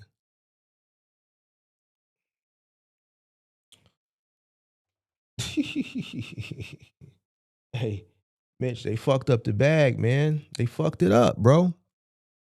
They came in with a box truck and they thought that they was gonna run it up. They've been struggling all year. And they said, man, as long as we make it to December, man, peak season gonna get us back. And peak season came and it wasn't no peak season. Now they are upset because their time is over with. It's a wrap. They finna be out the game. They ain't got no more money. They ain't got no capital. They ain't got no resources. Christmas tomorrow, and they ain't got little man no gift. They couldn't get them a PlayStation 5. And they fucked up, and they mad, and they angry. They just want to be a Grinch.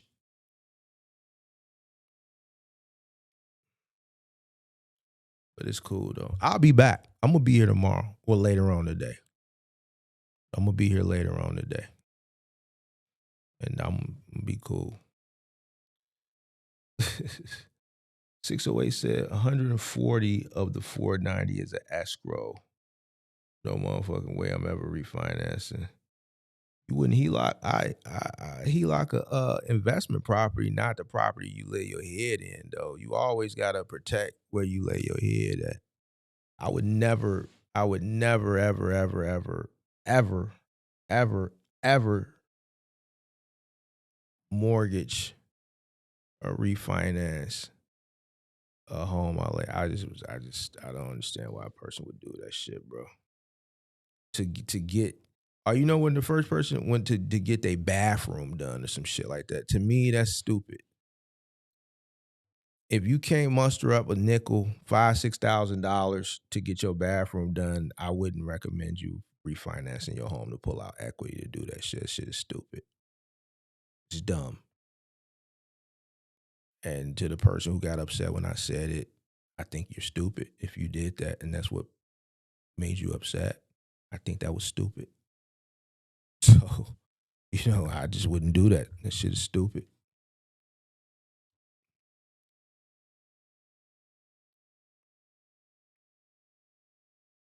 People get mad when you say things that affect them, bro, because they made a dumb decision.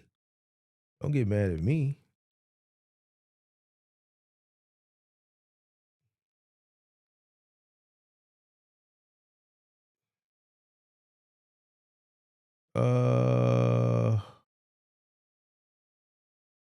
Why can't she stay in government housing? I don't know. I don't know about government housing. I don't know how that works. I don't know how government housing works. So Let me see. So much for. Let me change my camera. Hold on. I want my haters to see me. We got our good Christmases. Got our poinsettia plants, man. We feeling real Christmassy, man. The Grinches is out, man. The Grinch has been out all week, man. The Grinch is like, man, why is there so many Grinches right now, bro? Why are so many people? And I just want to ask this, and I'm gonna get out of here, bro, because I gotta get up to. It's Christmas Eve. Everything closing early. The gym closing at 12, so I gotta be up and out at like 7, 8. I gotta make a bunch of runs before everything closing at noon.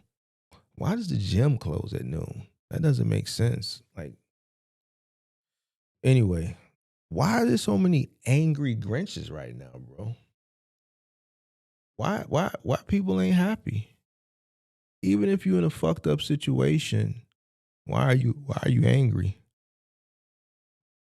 If you woke up, if you are breathing, if you're alive, that's something to be happy about. I think so many people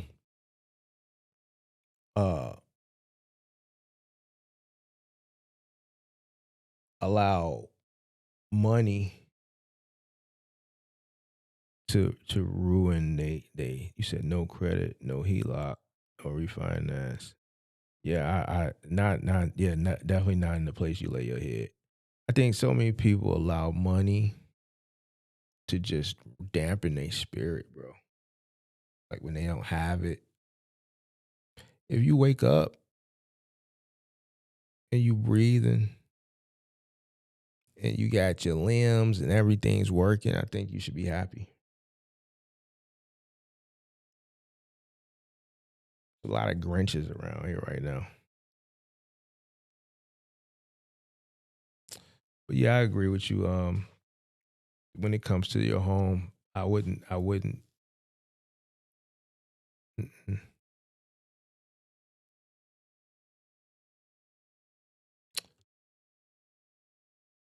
Hmm. You know, I'm gonna do something. I never did it on the late night show. I want to see if one of my detractors, since they upset when I said mortgage your home and then I called them poor, I'm gonna open the phone line. I'm gonna give them 5 minutes, and I guarantee you they not gonna call. Watch this. Watch this. Watch this. Give me a second. Let me open up the phone lines. Give me a second. Uh, Let me see. Give me 1 second. Let me open it up. We're gonna get my detractors. Let them come get it off their chest. Phone line open to my detractors.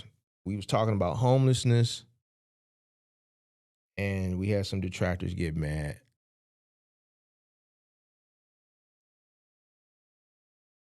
There go the detractors. You got 5 minutes to call. We're gonna see how brave you are. See if they brave. Come on, detractor. We're gonna give you 5 minutes. The phone line is open. Gonna be open for 5 minutes to come get it off your chest. I'm willing to bet that the detractors ain't gonna call. I'm willing to bet.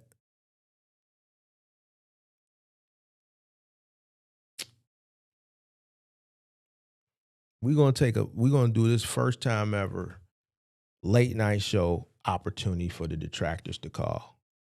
I just really despise a sucker ass motherfucker, like a motherfucker that's like hide behind the keyboard. I just despise those types of people. Think they suckers. Especially when you have an open platform where you can call in and then you can express your grievances. I go to phone number 312-772-5483. Don't be a sucker. Stop being a coward. You know why you a coward? Let me tell you why you a coward. Because you hiding. See, you can see me. I can't see you. I don't know what you look like, but you can see me. And I'm calling you a coward. So even if you saw me in public, I wouldn't know you, but you would know me. That's how brave I am. Because you ain't going to do nothing no way. You won't even call. So I know if you see me in public, the only thing you're going to do if you see me is you're going to put your head down. You're going to do like this. I'm going to be like, man, why that motherfucker put his head down? You saw Buddy Joe. Joe, as soon as I looked over at him, Joe, Buddy ass put his head down. You know him? Hell no, I don't know his goofy ass. That's all I think we're going to say. You got 3 minutes. You got 3 minutes. Phone number on the screen, 312-772-5483. I take smoke in the day. I take smoke. We can get it cracking in the night. It don't make me no never mind.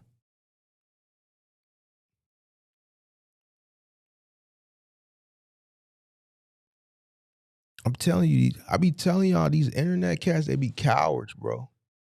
They be cowards. These niggas be cowards in real fucking life, bro. They be poor, piss poor, not a pot to piss in, not a window. I got one of my detractors, man. I found one of these motherfuckers. Had my little people do a little due diligence, you know what I'm saying? Man, this motherfucker from Baltimore, this one motherfucker, this nigga got glasses as thick as motherfucking molasses, bro.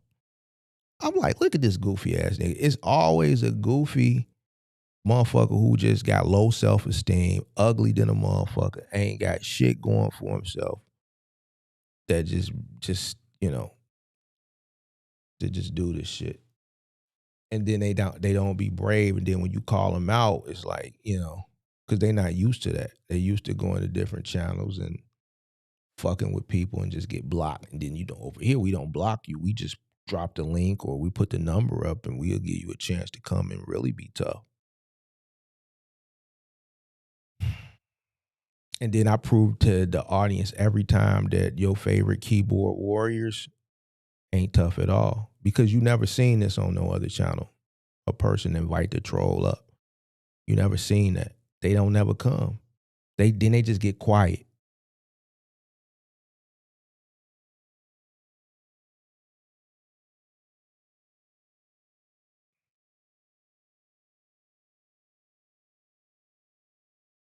You see how that work? I've been doing this shit so long that I still have yet for one to come up. They just get quiet. It's just like everything stops once they get called out. Because their feelings is hurt. I hurt their feelings with the truth.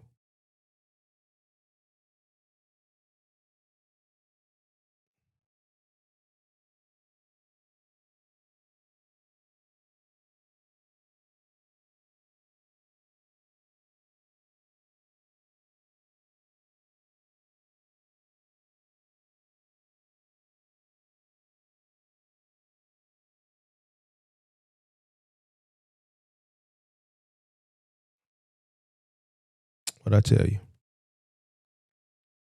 Told you. All right, phone line closed. Guess we're going to take us another W. I'm tired of just destroying these guys, man. This shit is too easy, bro. Oh, this number look familiar. Man, is you a troll? This number look familiar. Hello? Yeah, is you a troll? I only want to talk to trolls. Is you a troll? No. You ain't a I troll? don't even know how to troll. I'm just out here grinding, man. Shoot, I seen the time. Shoot.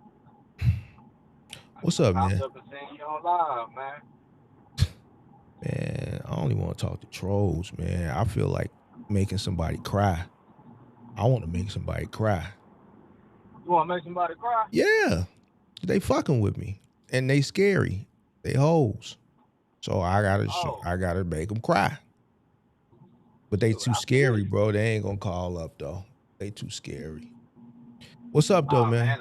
What up? I just tuned in. I kind of don't even know what's going on, man. I hate they messing with you though, man. So if you don't know what's going on, what you calling up for? Man, shoot, I just popped in, man. But I had a question for you. What's your question, bro? So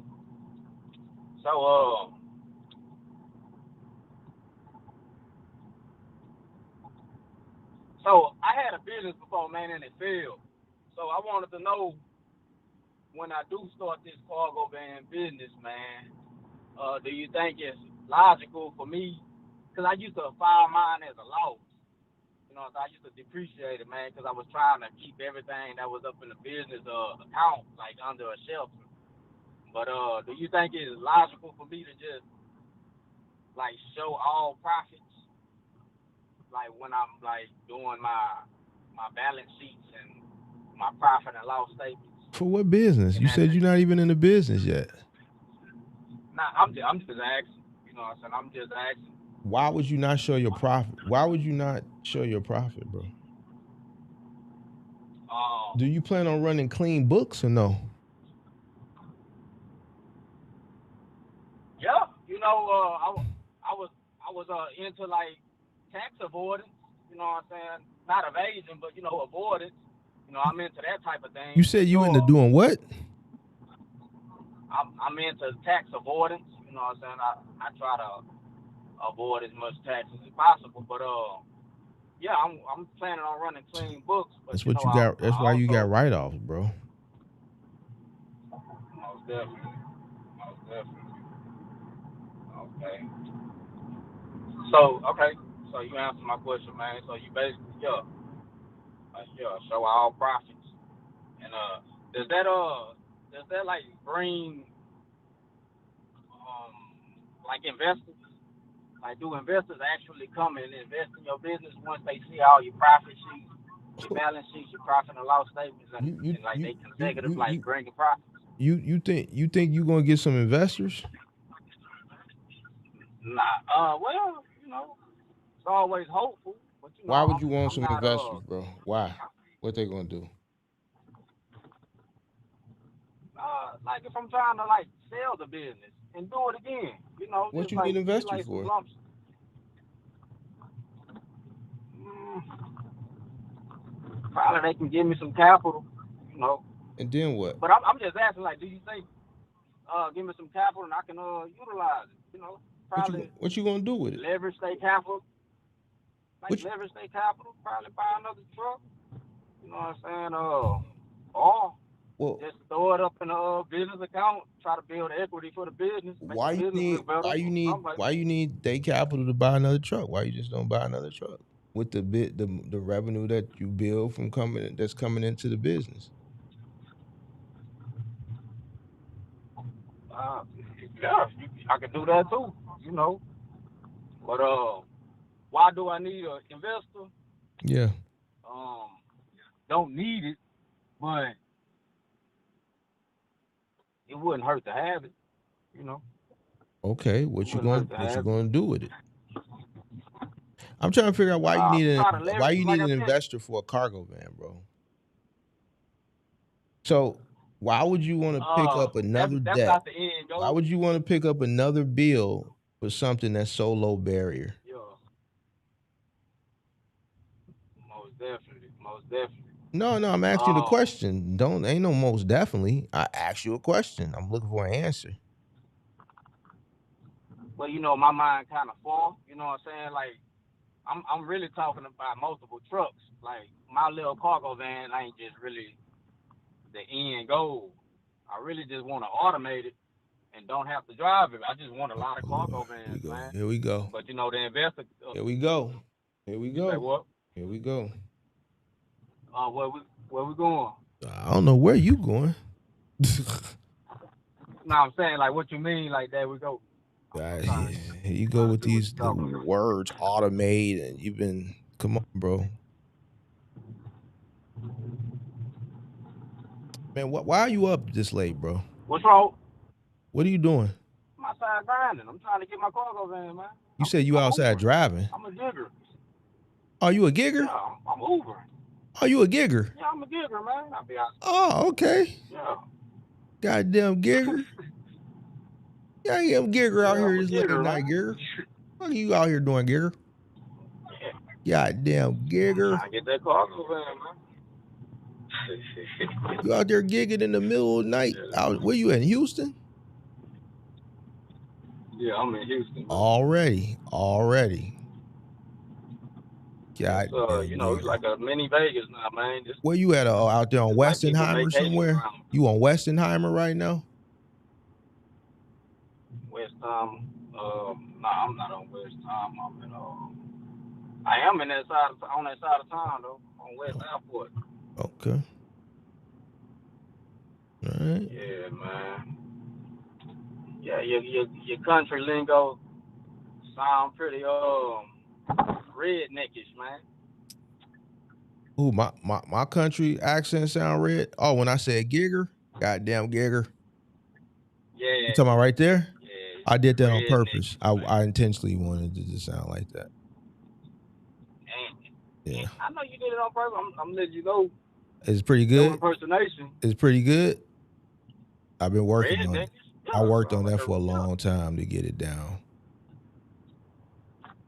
Oh man, you did a good job on that, man. Appreciate that. You did. Appreciate But now, what was the problem with I'm using automation? Like, you know, ain't that the main goal? You know what I'm saying? To get the business to run without you having to be there. Oh Lord, have mercy, bro. Like that's the main goal. You say what? You got a cargo van, bro. Like, what do you think you gonna like? How much money you think you gonna make with a cargo van, putting somebody in it with just one or two cargo vans, bro? Well, you know, probably like when I'm in it, the first one, shit, I probably like I'm realistic, man. Sure, I probably see about 10,000 in a month on that one cargo How van. much? And that I ain't talking about as soon. How much you I'm say? not talking about as soon as I Wait. Stop. How much did you say? I probably see about 10,000 in 1 month. Doing one what? Cargo van. Doing what? And Doing what? I'm gonna do over the road. Like I was talking to you earlier. Already was looking into this hold your hand mentor, and you know when I do purchase that, he gonna give me my on the road contract. So he gonna give me the contract. He gonna basically give me everything I need to just go and get out there on the road. So as soon as I get it, I'm already be on the road. But that's why I was talking to you about it. But yeah, that's what I'm gonna do. I'm gonna just go on the road. I don't want to go on the road, but that's what I'm gonna have to do. Wait. You don't want I don't know the other games. So you don't want to. So why you gonna do it?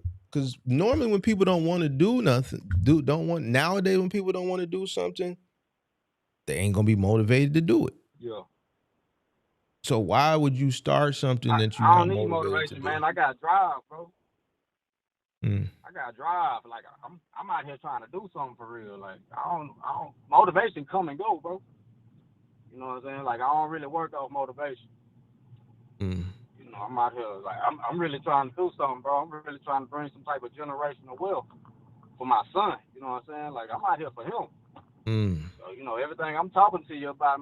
I'm not a troll, bro.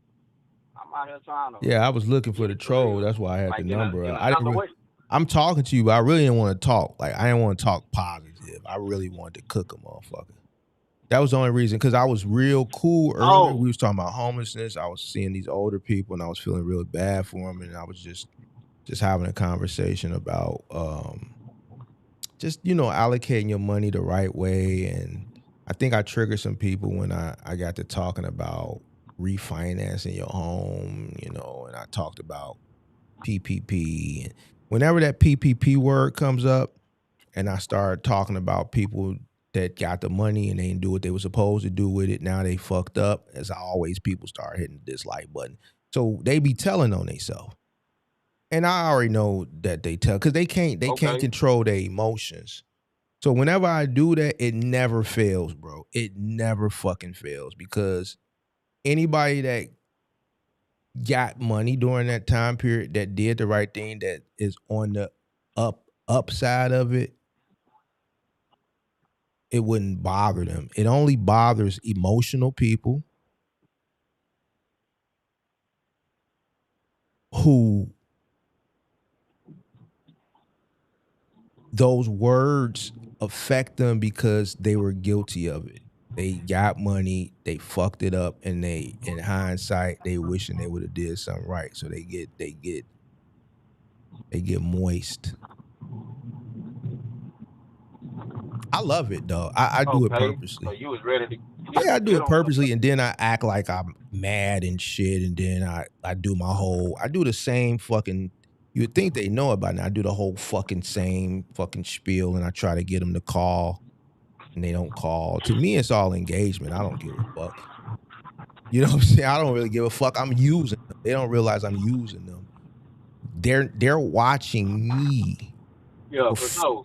And it's benefiting me. It's not benefiting them. So I just try to, You know, I just do the whole little thing, bro. They think they're getting under my skin, and I play along with it, and I drop the link or I put the number Okay, up I and tell got them to you. Get them to call, call, and I get just that content act to like, them. because I know they're not gonna call. I know they're not gonna call, but I still go along with it for the engagement. Then the audience is waiting. I noticed that when that happens, however many people are watching, it just stays there. Nobody leaves because they gonna wait. That anticipation, see, is this gonna be the day Yeah. somebody call? So I know what I'm doing. Yeah. I got it all down to a science, bro. I know that in order to I got keep you, the man. engagement, you can't have everybody like you. You gotta have some people that don't like you. So I purposely do things to trigger people not to like me, because the people that don't, you got to keep a small amount of people that don't like you, because those become your biggest supporters. They're the ones that write these long ass fucking, these motherfucking comments be this fucking long. Then they get upset, you know, uh, over the dumbest shit. Like somebody said something in my comments this morning. I forgot what he said, but somebody was in my comments this morning and just wrote this long ass fucking shit, was just long. And I just commented by like, yo, I'm not reading all this shit. And he got pissed because I didn't take the time to read it. I just commented like, man, nigga, I ain't reading all this shit. And then he wrote some more long shit and I just didn't read it and just stop engaging with him. But all that long shit is good for the engagement, because the algorithm looks like it. They just, oh man, this motherfucker wrote some long shit. They push the video out more. See how that works?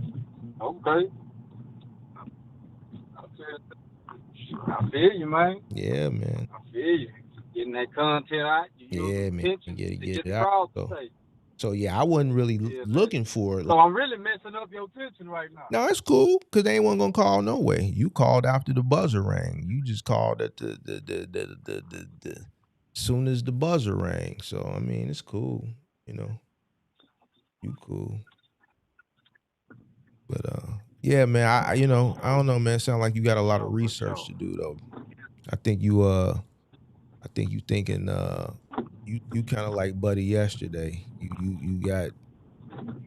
You thinking like a CFO and all this other shit, bro. Like, man, it shit ain't. It's you got, you know, you ain't. It ain't. It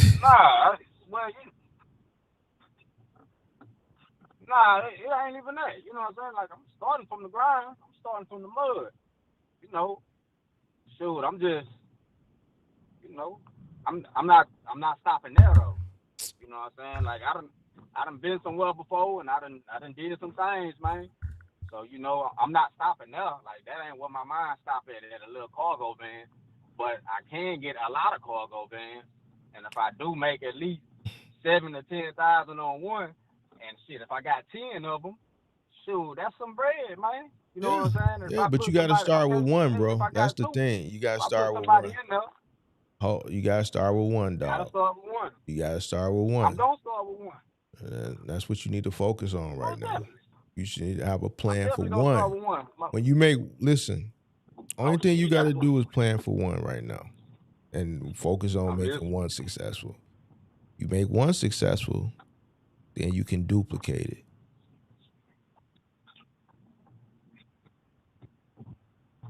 Yeah, no lie.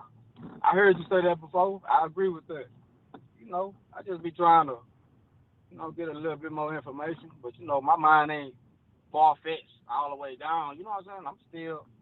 I'm still talking about that one. But you know, that ain't the end goal. But I definitely agree with that, man. Definitely agree with that. Let me ask you this. Man, but I ain't gonna hold you, man. Cause shoot. Let me ask you this before you go. Why you just don't get a job? I be asking people why they just don't get a job too. Like, I'm just curious.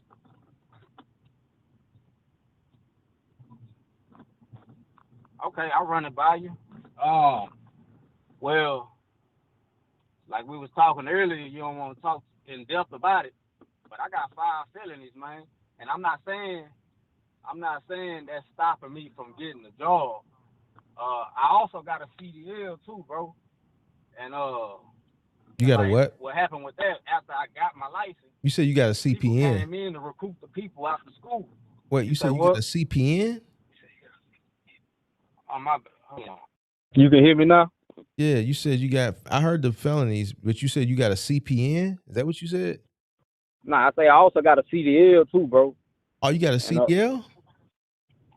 yeah, man. But what Why happened you with that when I Uber? got my license in school? They came to recruit the students, and I did all the applications and all that. But you know, they told me that's a no go. They told me I gotta wait 10 years.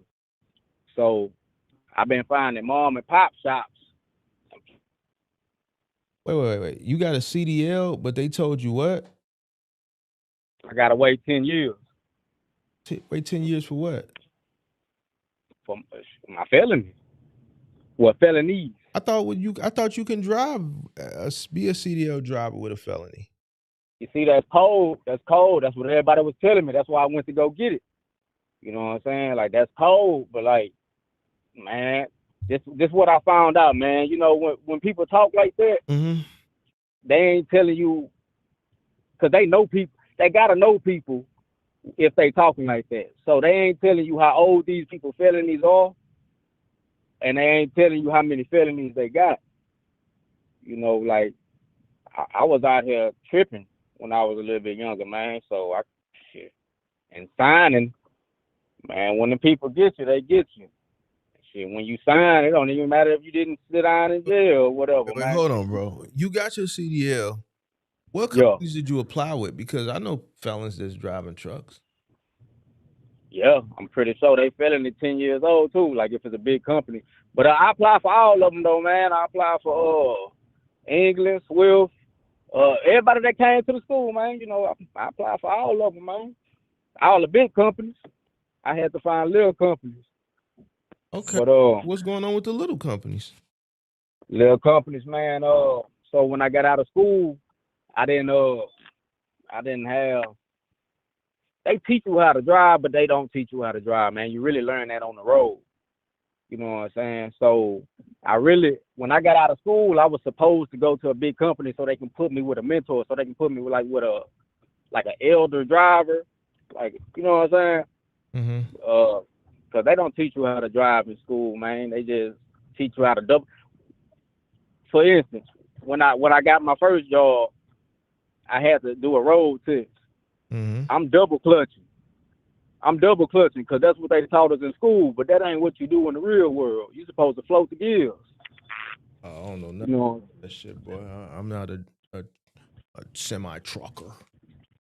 But anyway, go ahead. I'm listening. But nah, that's about it, man. That's why I ain't got no job, man, because them people talking about 10 years on the trucking thing. So you failed the and test? Is that what you saying? You say what? So what, you failed the test or some shit like that? What the hell are you talking about, bro? You asked me why I didn't have a why. I want to know why you ain't job. working, bro. Why you? Because it's jobs. They saying Pepsi will hire you. But they won't though. That's what I'm telling you. Like they won't. Like they want 10 years. I'm 9 years in though. I'm 9 years in, but I'm just making my own way. So, you know, they but don't what want about these little companies, bro, that you kept talking about that hire you? Why you ain't working with one of these little companies? I used to haul cars, man. They engine blew up on me, man. They put me in a limit. Then I worked for Ho Trucking. Ho Trucking. Yeah. I worked for Ho Trucking, man, and Ho Trucking had a whole bunch of limits. What I found out, a lot of these mom and pop shops, they be having limits and they go out of business fast too. So like it's not stable. You know what I'm saying? So Ho Trucking. I'm listening to what you said. You said they call Ho. Yeah, they was called Ho Trucking. Yeah, they was called Ho Trucking, man. But yeah, that's why I ain't got no job, man. That's why I'm out here gigging. Yeah. But it's all good. I'll be out here 12 hours a night, man, every night. Oh, so you a night guy? You say what? So you work in the night? Yeah, I'm out here all night. You know, they don't sleep out here in Houston for some reason. So, yeah, I'm out here all night, 12 hours, man, 7 days a week. So, I'm going to get it. You know, that's how I got the 20 shit. I did that off Uber. Shoot. Well, then just get the van. When you ready to get the van and just drive it. You say what? When you get the van, just get the van and just drive it. Yeah, most definitely. That's what I'm gonna do. I'm gonna hop on that road. I would Go over the focus road. on focus on making that van successful, and then go from there, bro. Oh yeah, that's the place. You talking You about say just duplicate that, huh? getting loans from investors and shit. Well, what you need an investor for a cargo van business? Nah, that was a question in general. I don't need no investor, man. I was just wondering because I used to file for a loss, man, and I was thinking like if I make it look like I gotta like show my profit actually instead of trying to keep the umbrella over the actual money You said because you used I to was file getting for filed a as an loss. S corp. What you talking You about? say what? You said you used to file for a loss. Yeah, I had an LLC. I was doing a little business. Had an LLC, and I was filing. I was getting taxed as an S corporation. So what that did, it made me my own employee. So I started doing quarterly taxes. Quarterly taxes on a specific number. I didn't give them the whole number. The whole number was up in the business bank account, but a specific number I told them I made a year. You know what I'm saying? When I was getting taxed as an S corporation. So you was lying nah, that's tax avoidance, man. That ain't lying. I Bro, took Robert ain't no Kiyosaki class. listen to what you saying, bro. Listen to what you saying. Tax avoidance. Yes, sir. Is that legal? That's legal, man. So I took Robert the Kiyosaki class, man. the government who wants to be paid taxes has something that's also called tax avoidance. Man, you can't tax evade, but you can tax avoid. It's tax avoidance, man. Like that's why they got so many incentives, so many umbrellas. You know what I'm saying? So many vehicles that you can put your money in. Like it's all tax Explain avoidance. tax avoidance, bro. Explain this shit to me. Okay, say for instance, like I was just saying, the bundle of the money was up in the business bank account, and I was all right. Say for instance, I was telling them I made $40,000 a year, and I paid taxes on that $40,000 a year, but it's like $200,000 in the business bank account. That's an umbrella that I got over that $200,000. So that's called tax avoidance because I got a umbrella over that $200,000. No, if you put that $200,000 in the bank, right? That was $200,000 that the business made, right? Yeah. So that's a credit. And how much of that? How much of that 200 did you spend? Well, I paid myself 40,000 out of the. Well, this is a figure. How much money was left at the end of the year? 40,000. Okay, so that's what you get taxed on. Exactly, but the 200 is up in the bank account. You know what I'm saying? In the business bank account. Wait. You put 200. Yes, the business generated 200,000. Yes, sir. In gross revenue. Yes, sir. But you spent 100 out of that 200,000 that came in. You spent 160 of it, right? Or no? No. This what I'm telling you. When I got taxed as an S corporation, I became my own employee, so I had to pay myself. I was paying myself $40,000. You know what I'm saying? So that's all I have to file my taxes on. Wrong. That's it. Wrong. No. Wrong. No. I'm pretty savvy in this. No. I'm right, man. I think I'm more savvier than you. Hey, I really believe you. But I'm not wrong. Listen to what you just you said. Talking about you talking about an individual LLC. I'm talking about an LLC getting filed as an S corporation. So listen to what you just said. You said you was an S corp. No, I'm an LLC getting taxed as an S corporation. So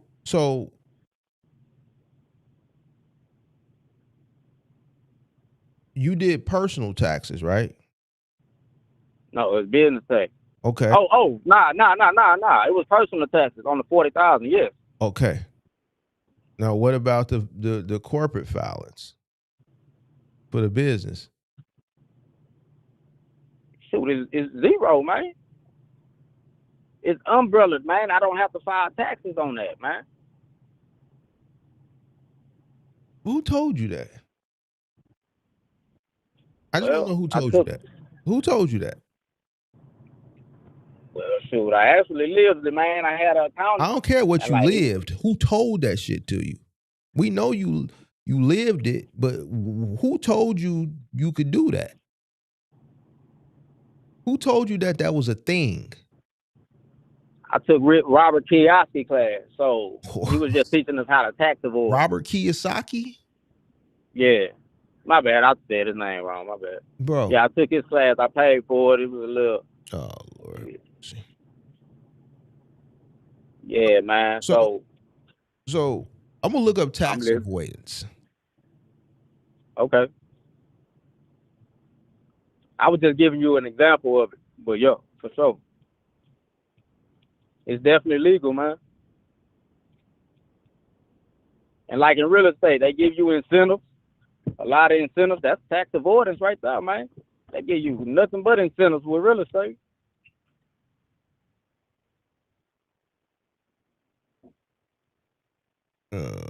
Credits. You can depreciate the property and pocket all the tenant's cash. You can depreciate it instead of saying you got a profit and pocket the cash. You can depreciate the property into $1 million. File it as a loss. That's why a lot of slumlords out here. Buildings looking trash.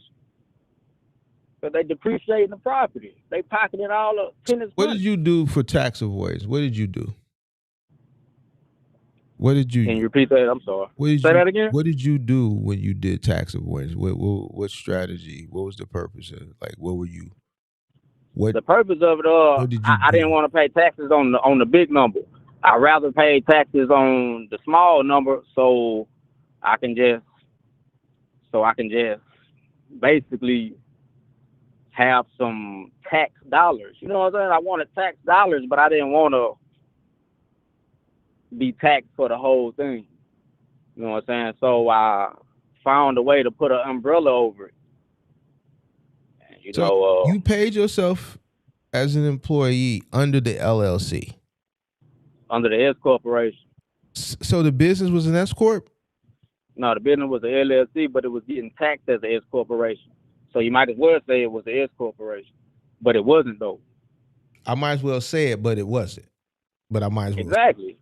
Because I had to follow all the rules of an S corporation, but I wasn't a corporation. I was a LLC. I was just getting taxed as an S corporation.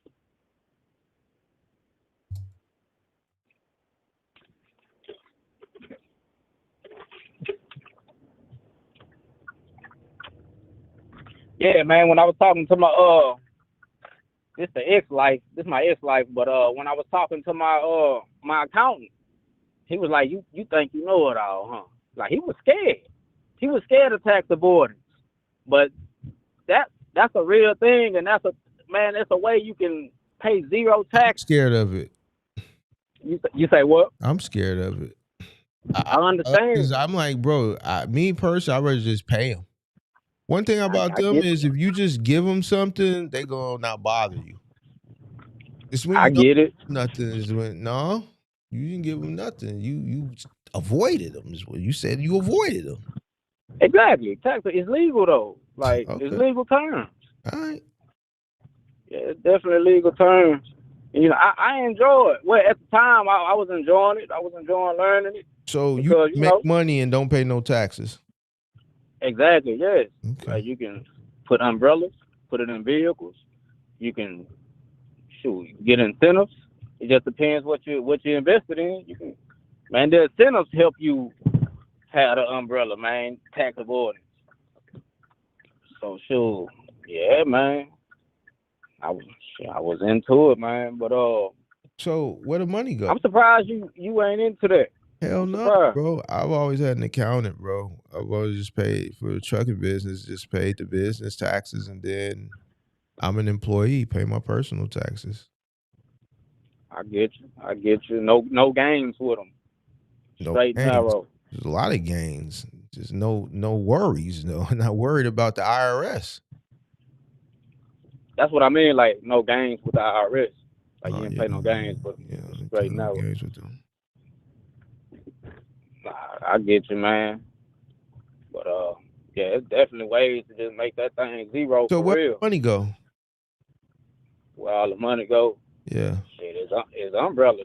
Shoot. Oh, you talking about? Ah, man. You know the way life happens, man. You know, your whoever you believe in, your higher power, they'll push you out the way. So What? You say what happened to the money? I'm telling What you, the man. I fuck? just got pushed out the way. What you mean? Trying to get my words correct on your channel. Man, I just got pushed out the way, man. People blow the bag. You don't know how to handle $1 million until you messed it up before. Oh, you had you had $1 million? Nah, man. Oh. Nah, I ain't never. I probably touched it. I probably played with it, but I ain't never had it at one time. But you know what had I'm saying? two. You had 200. Yeah, I had the 200, and like. And what you do? When you just tell me some story. Just give me what you do it. You blew it. You tricked off. What you do? Yeah, I messed it up, man. Fucked it up. I fucked my money up. Now I can re-up. Ran up in the spot. You did. That's what you did. Nah, that wasn't it. Okay. That wasn't it. But yeah, I just messed it up. You know what I'm saying? Man, I want to hear some stories, bro. It's late, man. It's late night. Hold on. I gotta put it's late night with Mark. Give me a story. How you fuck it up? What you bought? What you buy? You bought something. Yeah, that's how you mess it up, man. But what you buy?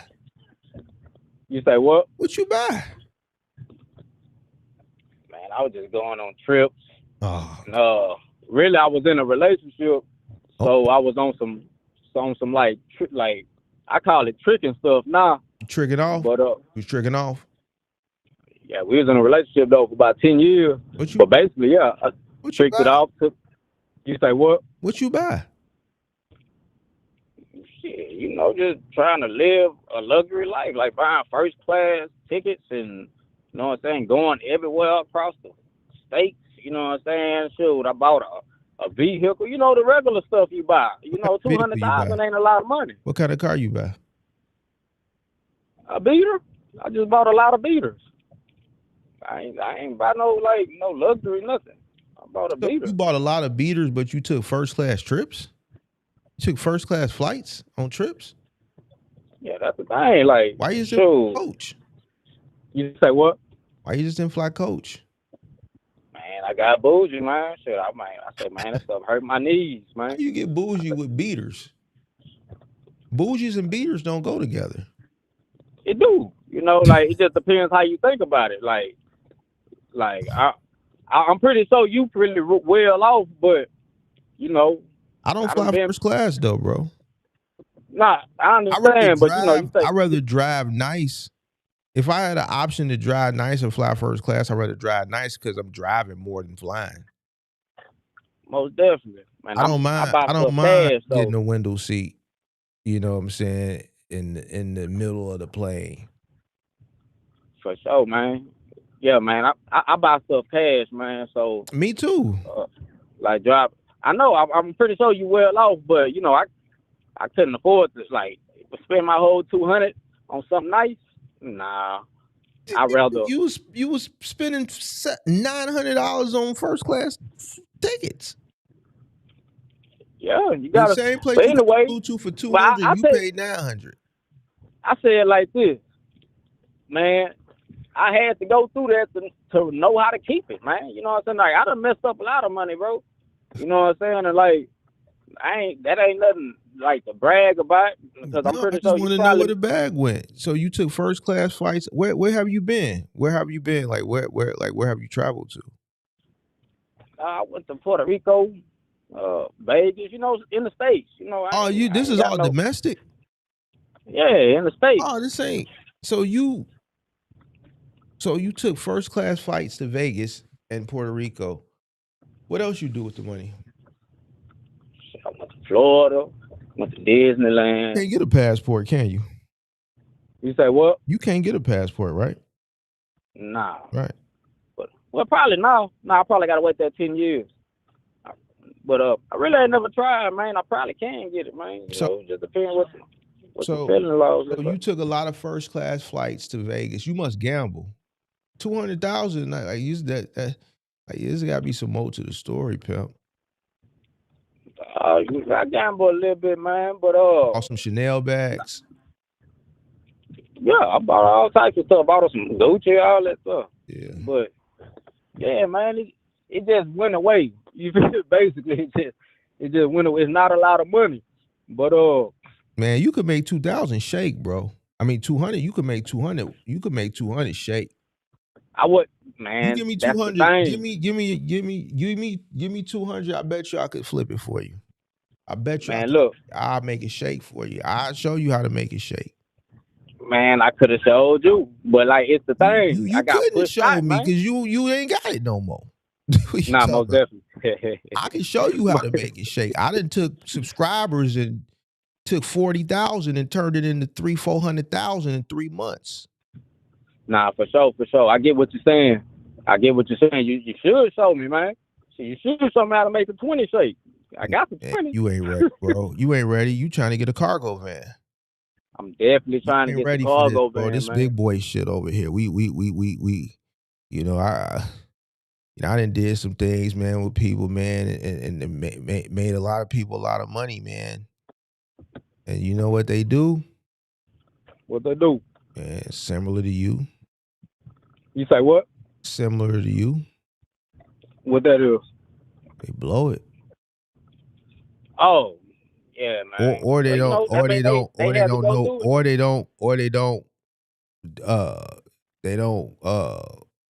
divest. When I say divest, when I say all right, we out, they don't roll, they stay. They want to stay. They think the money they think is gonna keep coming. You know, nah, bro, we gotta go. Okay. You did. So you created the play, but they thought they knew more than you when you said let's get out. I think people, it's just like if you at the casino, right, and you shooting dice, so let's say you playing blackjack, and let's say you have a really good shoe, and you an aggressive bettor, let's say you win 10 grand that shoe. If I win 10 grand on the shoe, I'm gone.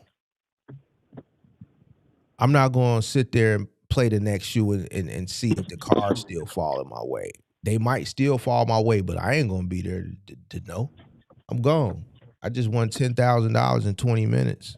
I'm out of here because I know the cards eventually going to turn and they just could take that shit right back. So why stick around? Greedy pigs get led to the slaughter. Nah, for sure. That's real talk. So, I keep the money moving, especially when it's shit that's high risk. So 200,000 is a lot of money that you can make shake. You just didn't make it shake. You made it spin. I'd rather make it shake than make it spin. Nah, I get it, man. I didn't I ain't have any plays legally. But no, you had plays. There's plenty plays. I'm talking about like I wasn't knowledgeable about any plays. Legal. Only plays I knew was what we were talking about. And I was pushed back. So I had to lose it, man. No, you didn't. Don't say that. I hate it builds character. No, hell. Because it do. Right. It do, man. Look, man. When you lose something, man, you already if you got it, like if you got it, nobody gave it to you. You out here, you got it yourself, man. You can get it again. Listen, man. I could think back on times where I lost a lot of money prior to coming in business. In every situation, I don't be like I had to learn that. I'll be like, man, I was stupid. I was dumb. See, I hold myself accountable, bro. I don't look for reasons to you know, nah, I don't do that, bro. I remember one time this is maybe like, man, man, this had to be like 04, maybe 05. Maybe before, bro. Man, I had came up like 10 racks real quick. This is the early 2000s, bro. So 10 racks, early 2000s, bro. Man, I get that shit right back, bro. Like a goofy. It happens sometimes. It's not supposed to, but see, here's the thing. I didn't like even now, 20 some years removed from that and just, in a way different place,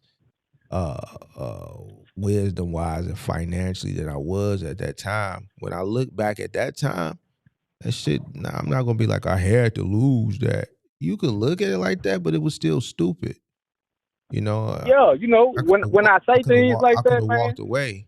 But then I could look at it like, you know what? That's cool because when I got into business, like when I started my business, I just stopped gambling cold turkey because I didn't want to be a person that was gambling. I remember used to seeing like all them Chinese people at the baccarat table, like chain smoking cigarettes and shit like that.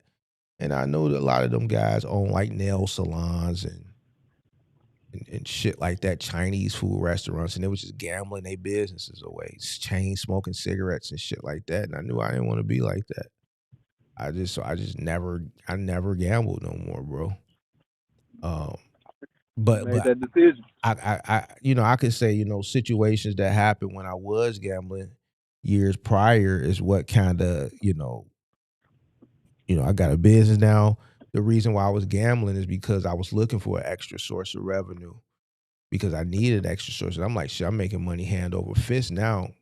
Gambling, be greedy, and I'm running the risk of losing this money. I'm making way more money than I ever made in my life. I could do everything my heart's desire. All I gotta do is just continue to duplicate what I got going on. I don't need to go. And that's why I was able to just cut it off cold turkey. But I still feel like during those time periods when I had, good runs and I gave it back or, just even other shit where I may have just made bad decisions and shit, I still hold myself accountable. Most definitely. You got to. When I say it had to happen, man, ain't nothing ain't nothing sweet about it. You know what I'm saying? Yeah, I'm holding myself accountable too. You know what I'm saying? But you got to see the positive in every negative though. You know what I'm saying? Like it's definitely a positive in all negatives, man. Yeah, I lost that. Definitely dumb as hell. But the positive thing that came out that dumb ass decision, it built character. You know what I'm saying? The nigga know not to do that again. You know what I'm saying? Shit, What same year like was you. this? You was on the gambling table. You say you making hand over fist and you gotta duplicate it. That built your character. Because now you saying duplicate. You say master the truck and duplicate it. You just bought it over here. You just bought it over here, bro. It built character. You got away from that and just bought it over here. So man, that's all that is, man. You know what I'm saying? Sometimes you gotta go through certain things. What year? When was this when you had the two? Like how long ago was this? Man, it was 2018. Oh, that wasn't that long ago. Nah, it wasn't that long ago, man. Like it was a run. Like and it's and I lasted for a while because people got rich out here because I went through the pandemic. Everybody they got rich. So who got rich? Yeah, that's why my business the escort was okay. Who you talking You know about? what I'm saying? Who got rich during the pandemic? Who was you talking about? Everybody. Who? Everybody. What I mean, I'm watching my language on your channel though, man. This But night, this the late night show, bro. This the show you kick it. The day show is different. This late night, we kick it on the late night. That's why you see I'm chilling. It's late I night, don't know. I don't know the rules, but what bro. It's late night. shit, just read between the lines, man. They got rich out here. They Already, got rich out here. Say it again. I'm sorry. What you say? already, man.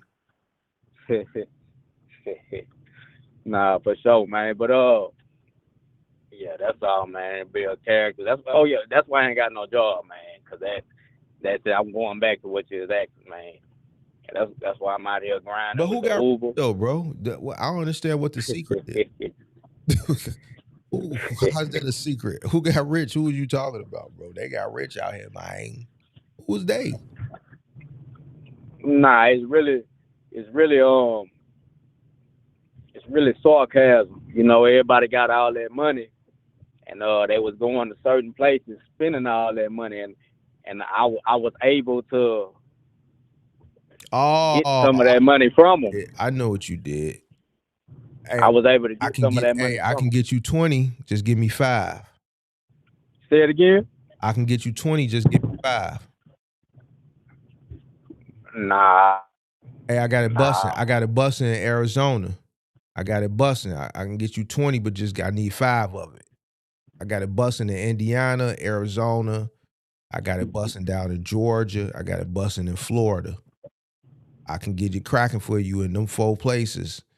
All right, for every place, I'm gonna get you 20. I just need 5. So I'm gonna get you 60,000, and I'm gonna get 20. Basically. So that's what you was doing during the pandemic. You had it busting in a few different places.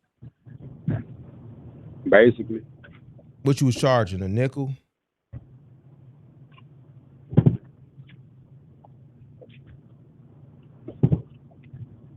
What you was charging? A nickel? Man, I'm trying to get this cold shit together. I'm trying to get come this on, bro. Ain't nobody. Hey, man, you know it's late night, man. Come on, man. We kicking it, man. Trying to see. God damn it, shit, man. But everybody got that money, and they was going places and giving their money away, and I was one of the people that they was giving their money away to. So you was the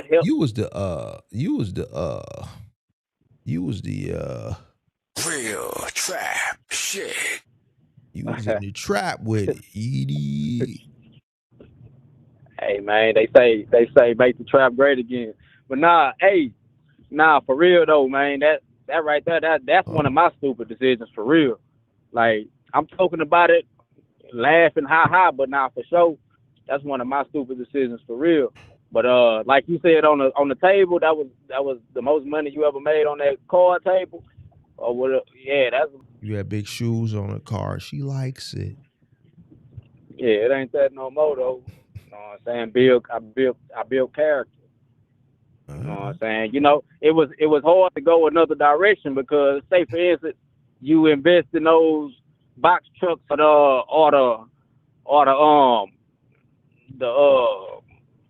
the Ford Transits or whatever. Say for instance, you doing that, man, that's slow money compared to, you know what I'm saying? So it was kind of hard for me to do that because my mind wasn't matured enough to like respect that. You know what I'm saying? Like it wasn't mature enough to respect that, man. So it was hard to. I had, like I said, it got pushed out. Like it was kind of hard to go that direction. So now I'm thinking about it in hindsight. You say what? Who pushed you out? Sauce Walker and them? Nah, man. You kind of hip on what's going on in Houston, but nah. I'm hip. What's going on everywhere, bro? I get it. Big 45. I get it, man. That man, I'm just, I'm in tune, bro. I get it, bro. But nah, just life doing good. Life pushed me out, man. What's up with Lace? What's up with Lace down there? He straight? Say it again. Lace. I don't know who that is. Okay, you ain't in tune. I'm 35, man. That's it. That's probably I'm 35, so that's probably before my time or whatever. I don't know. I don't know, late. You big 45, but just got pushed out, man. Pushed out the way. Things was getting Getting ugly in the get, streets. nah, for real though. Mm. Like for real. Look, I've been hustling my whole life, huh? Like I'm not one of them guys that I'm trying to get away from this job. I feel like I'm worth more. Nah, man, I've been living off profit my whole life. That's why when I called earlier, it's all about profit with me. But I've been living off that my whole life, so it's nothing new for me to live off of it again. You feel me? I'm still living off of it. So man, yeah, man. But yeah, man. That's about it though, man. Been hustling my whole life, and it got crazy out there. Like it was. I just learned that ain't the life for me. I thought it was. You feel me? Like I said, I've been doing it a long time. Like I done went. I don't know too much about it, man. You don't know too much. I grew up on like zero traded proof, things like much that. about it. Hold the horses, man. Hold the horses. You from Houston? Yeah. And you 35? Yeah. I grew up on Lil Kiki, you know what I'm saying? Stuff like that. Lil Kiki, but you don't know Ghetto Boys. Man, bro. Bro, that's old, bro. I ain't gonna lie to you. Okay, I know Ghetto Boys though, but I don't know none of their music. That's old though, bro. That's like my uncle. My uncle about your age, bro. So yeah, you know about him. Cause yeah, you ain't old though. That ain't what I'm saying. Because shit, if I'm calling you old, shit, I'm old too. Because shit, some 19-year-olds are calling me old or whatever. When I'm getting that, that ain't my era. You feel me?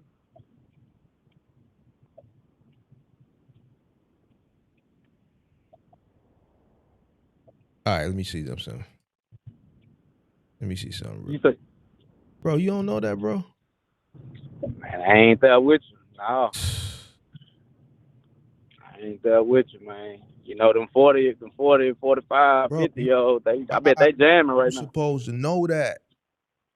I bet they jamming right now. Nah, bro, you supposed to know that. That's classic shit, bro. I'm on that big pokey, big Podina, that Hawk. You know what I'm saying? That Fat Pat, that big Kiki, that Zero. You know what I'm saying? I grew up on that. That right there, that was right before me, man. You grew up on Still Tipping. Still Tipping, right, man. I was a teenager. I'm gonna see something because, bro, you from Houston. You should know. It don't matter, bro. You supposed to know. It's just like me being from Chicago. I know. Like, we didn't really have no rappers in the 80s, but when I was doing the 90s, I was in high school. I know Twister, and before he was the Twister, he was Tongue Twister and Common, and like, how you don't know your Houston OGs? You only 35, so that mean when, let me see, the 80s. What year was you born? 90. You should know this. Hold on. You know what? Shoot. All right. Hold on, give me a second, bro. Cause man, you disappointed me, bro. You disappointed me. All right, hold on. Let's go back to Houston. Let's go back to Houston, bro. Hold on. You might as well say Pimp C was Houston though, Bun B. Bun B got that Trill Burger down here. He was born in 90, so he was born in 90s. And all the Ghetto Boy shit was hot. Like, see, you ain't gonna know this, bro. This is real underground, bro. It's real underground, bro. I know more about Houston music than you, bro. That's crazy.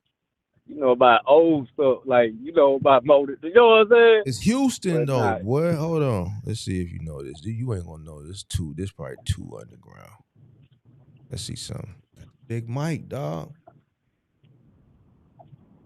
talking about Mike D? Big Mike, bro. Remember he replaced Willie D. When Willie D left the group, they replaced him with Big Mike, the Ghetto Boys. Oh, you still on that Ghetto Boys kick? How you? Nah, I ain't on. Shit, I ain't on that type of time, man. You know what I'm saying? You say the OGs. Shit, I ain't in the music industry. You know, that's they OGs. I ain't in the music industry, so I ain't really. I don't know the history of the music, man. Oh man, you tripping. You know, I was outside, man. Like I wasn't listening to no radio. Like I was outside, you know, doing When you something hear else. the music outside, you from Texas, man. Y'all 30s and Vogues wear big pokies. Y'all drive the cars with the music in the trunk with your name on the box. And you open, you Oh, we pop got your we got we got those swangers. You know, your the culture. swingers, you pop your trunk, man. Yeah, swangers and folds. Yeah, you swang with your truck pump, man. You was outside. You hear the music when the trunk pop, don't you? Yeah, man. Hey, look. Yeah, man. Slabbing is the culture, man. You know, that's the I culture. was in the So, yeah. streets, man. Man, I thought Say you it again. in the streets, man. Say it again. I thought you was in the streets, man. On my own time, yo. I wasn't in the streets like with everybody, you know. And you don't know none of the classic Houston music, and you from Houston. And you ought to be ashamed of yourself, bro. You ought to be Nah, I ain't. Yeah, you ought to be ashamed of yourself. I get it, but no, I'm not. Damn, bro. This shit crazy. Yeah. My uncle probably know all that old stuff, man. What's your but favorite Scarface song, bro? You say what? What's your favorite Scarface song? Man, you over here with that. I'm just asking you, ain't got a favorite Scarface song? I don't. I'm gonna play. Can I play you mine? See if you know it. Yeah, go ahead. Yeah, Scarface, a legend. All right, give me a second.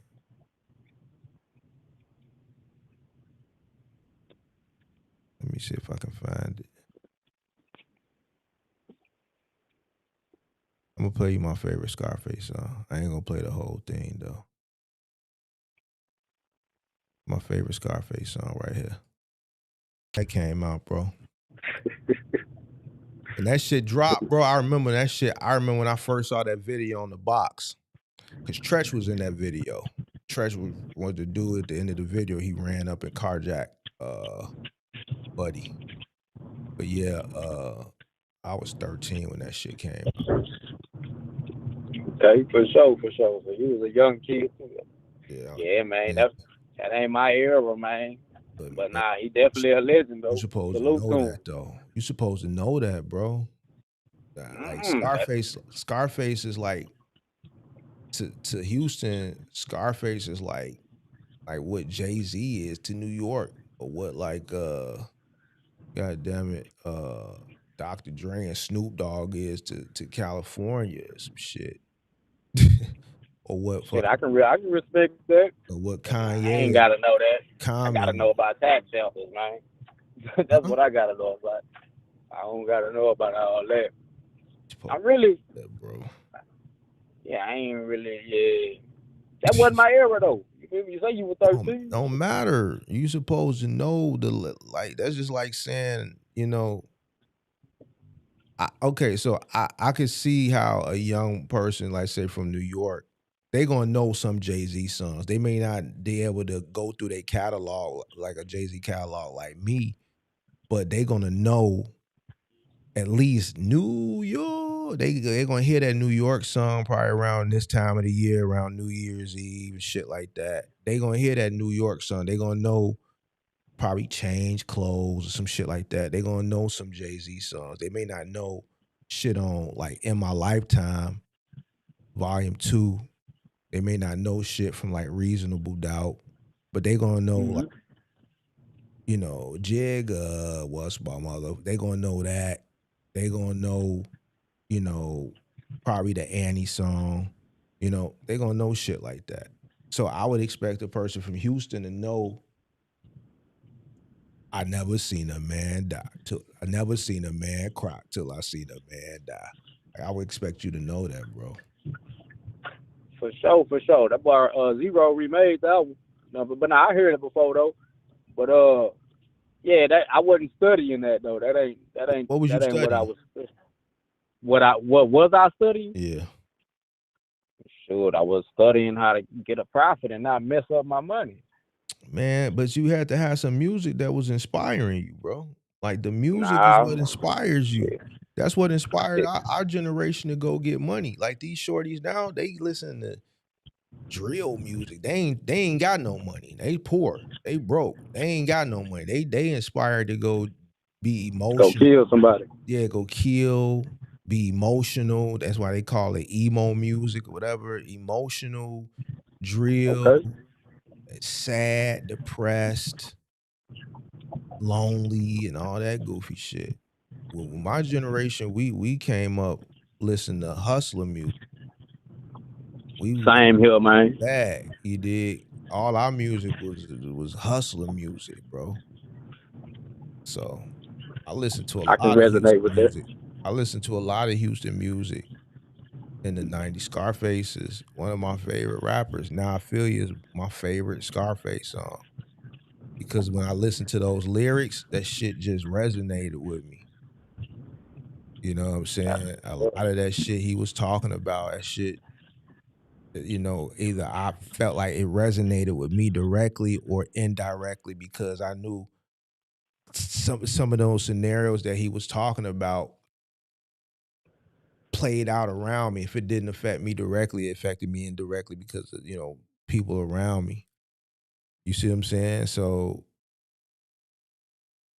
yeah. Okay. I get it, man. I get it, man. Shoot.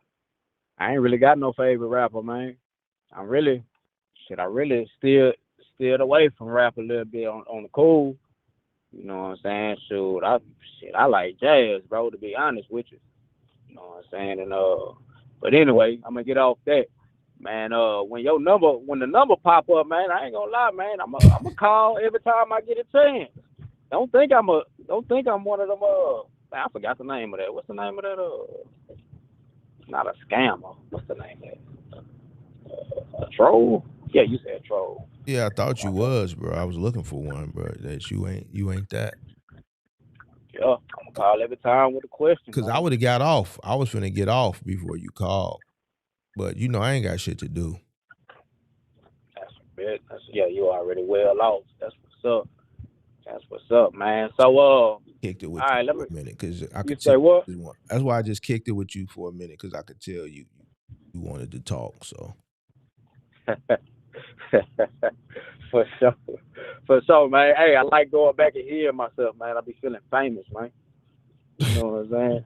okay. You feel me? I'm glad I can give you a platform so that you can feel like you famous. Nah, I ain't got no platform. It's your platform, man. That's what I'm saying. You said you called back, you listened back early and heard yourself and you felt famous, right? It was just sarcasm a little bit, man. You know, a little jokey joke. Man, you gotta get You your feel me? Houston shit together, pimp. You gotta get it Yeah. together. That's something I do, man. And then like when people call me up and I ask them where they from, I play music. And a lot of people I'm starting to realize, I had a guy that was from Queens up here a few weeks ago. He didn't even know Mobb Deep. I'm like, Yeah. y'all is just not music. That's why y'all can't get no money. I see why y'all can't get no money because y'all ain't listening to the right music. Y'all ain't listening to shit that's influencing you to get some money, man. I don't know who y'all is. And Shit. I play Scarface for you, pimp. I Yeah, played but the Ghetto Boys, Money ain't. and the Power. Money and the Power. I ain't going broke because I got money and the power. Like just the fucking chorus is telling you to go money and the power. Man, he a legend, man. You know, I ain't got nothing to That's say about it. more reason Even though he say money and the power, he ain't telling you how to get the power when you get the money. Yeah, You know you what I'm gotta saying? listen to the lyrics. Okay. You talking about the hook right now. You gotta listen to it. You could tell what you said. I'm talking from ignorance. You know what I'm saying? Because I don't know the song. Ignorance, So I don't know the lyrics. We're gonna listen to the first verse, bro. We're gonna listen to the first verse. Hold on. That's a bit. Where is it at? Let me see. I'm gonna get copyright, but I don't care. Don't worry about it. Hold on.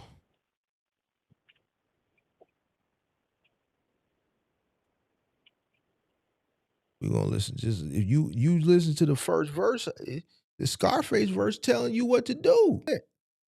Did you hear what he said? Born and brought up to be a hard. You come into business, I tell people all the time, you gotta be ruthless. See, I was raised by my OG. There's some content creators out there that say, "Oh, you was raised by." I was raised by my OG. My mama raised some tough motherfuckers. You see what I'm saying? See, I said, no one else to blame. Fuck it, blame it on my mother. See, we grew up in that generation where we grew up by single parents, but this is when our mamas was tough and our grandmas was tough. Our grandmas, the shit our grandmas used to do to us back in the day, they would be under the CPS jail right about now. You see what I'm saying? Okay. No, you ain't getting it. I'm trying to help you understand what you hear me say all the time. I don't give a fuck. If you don't give a fuck about your cause, I don't give a fuck. You don't give a shit, I don't give a shit. You shouldn't, man. See what I'm saying? See how the lyrics? Let's pay Sweet attention. 16, time to stack me up some keys. Learn the game of hustling, fucking over fiends. Learn the game of hustling, fucking over fiends. What I say all the time. I say, man, listen, I'm gonna either get money with you, or I'm gonna get money off you. It's a line drawn in the sand. See how I'm correlating? You can't fuck over the fiends, man. Man, learn the game of hustling, fucking over fiends. You gotta have a great product, man. Listen, man. I don't agree with that. Listen, man. Sometimes you gotta cut it. I don't agree with that. Sometimes you gotta cut it. No, ain't no sometimes. You don't. Cut it sometimes, pimp. All right, let's finish. Ain't no some. If you gotta cut it, you ain't got enough money to be out there. You ain't. Hey, where the 200 at? Where that? Where that? Started moving power. This that shit. You ain't even. You hear he talking that shit? Man, I ain't on that. Motherfuck the bitches. Hey, he a legend though. This when he was younger, but I ain't on that. The bitches, I want money. See, hold on. This is the part you missed right here. This is the part right here. Give me a second. It's $600 a motherfucking hour. And I ain't falling short because I got money in the. See, when you hear somebody say $600 an hour, that's gonna motivate you to get up and go make $600 an hour. You see what I'm saying? You gotta know how to go make it. You gotta, but this the motivation, bro. I get what you're saying. I get what you're saying, bro. You know what I'm saying? But now I wasn't out there listening to music, getting the motivation. I want you to listen to the last verse. It's the best verse. He talk about his brother Warren. I did. Was fucking with the bras. He was too busy worrying about the bras instead of the money. But you know, we MOB. You dig what I'm saying? He said he can stay broke, but I got dope to sell. That's real. You see what I'm saying? Yeah, that's real. Hey. I step out on the cut. Shit was looking funny. I ran back in the house and started calling up my money. I ran back in the house and started calling up my money. For my workers to bring in all the dope. I can feel the bus and shit. I rewind it, bro, because I missed my part. It's my part right here. It's my part. Power, dog. For sure. All right. I want you to listen to Scarface. That's your homework. Get you a business plan. Listen to that. Nah, I can't listen to that one, but it ain't gonna definitely. It ain't gonna work. You gotta listen to that, bro. I'm telling you, it's gonna help you. It's gonna motivate you, bro. For sure, man. Shit. Listen to that. Listen to that, and listen to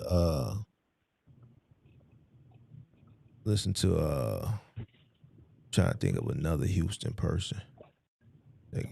That's good. Hey, Mark, let me ask you this, man. What made you say that you think I need to do a little bit more research? We fell off of that conversation, and trying to bring that back up. What made you say that? Because I could tell you need to do a little research. You still got a lot of research to do. I did a lot of research, man. But I'm talking about like what what did I say to make you think that? When was this, earlier today or tonight? Yeah, it was early before we started talking about tax shelters. We got deeper to the tax shelter, but I just remembered. No, it wasn't earlier today. It was this same conversation when we started talking about the tax shelters, and we got off of that. But you said it, and I'm going back to it because I I'm don't trying know, to see bro. It's what was late. said. It's late, bro. I can't remember. Remember you said I Oh, was okay. old, right? So You say what? Yeah, I'm yeah, old. yeah, Remember you told me I was old? So I can't yeah. remember, dude. It's 4 a.m, dog. Now I can kick it. I'm not like tired, but like my memory is not where it's at. Like after I get like this little 4-5 hours of sleep that I'm gonna get, my mind will be fresh. I've been up since like 8 this morning, bro. Or 8 yesterday morning. I've been running around, worked out, went shopping, did a live stream, did another live stream, went to a birthday dinner. I did a lot of shit today, bro.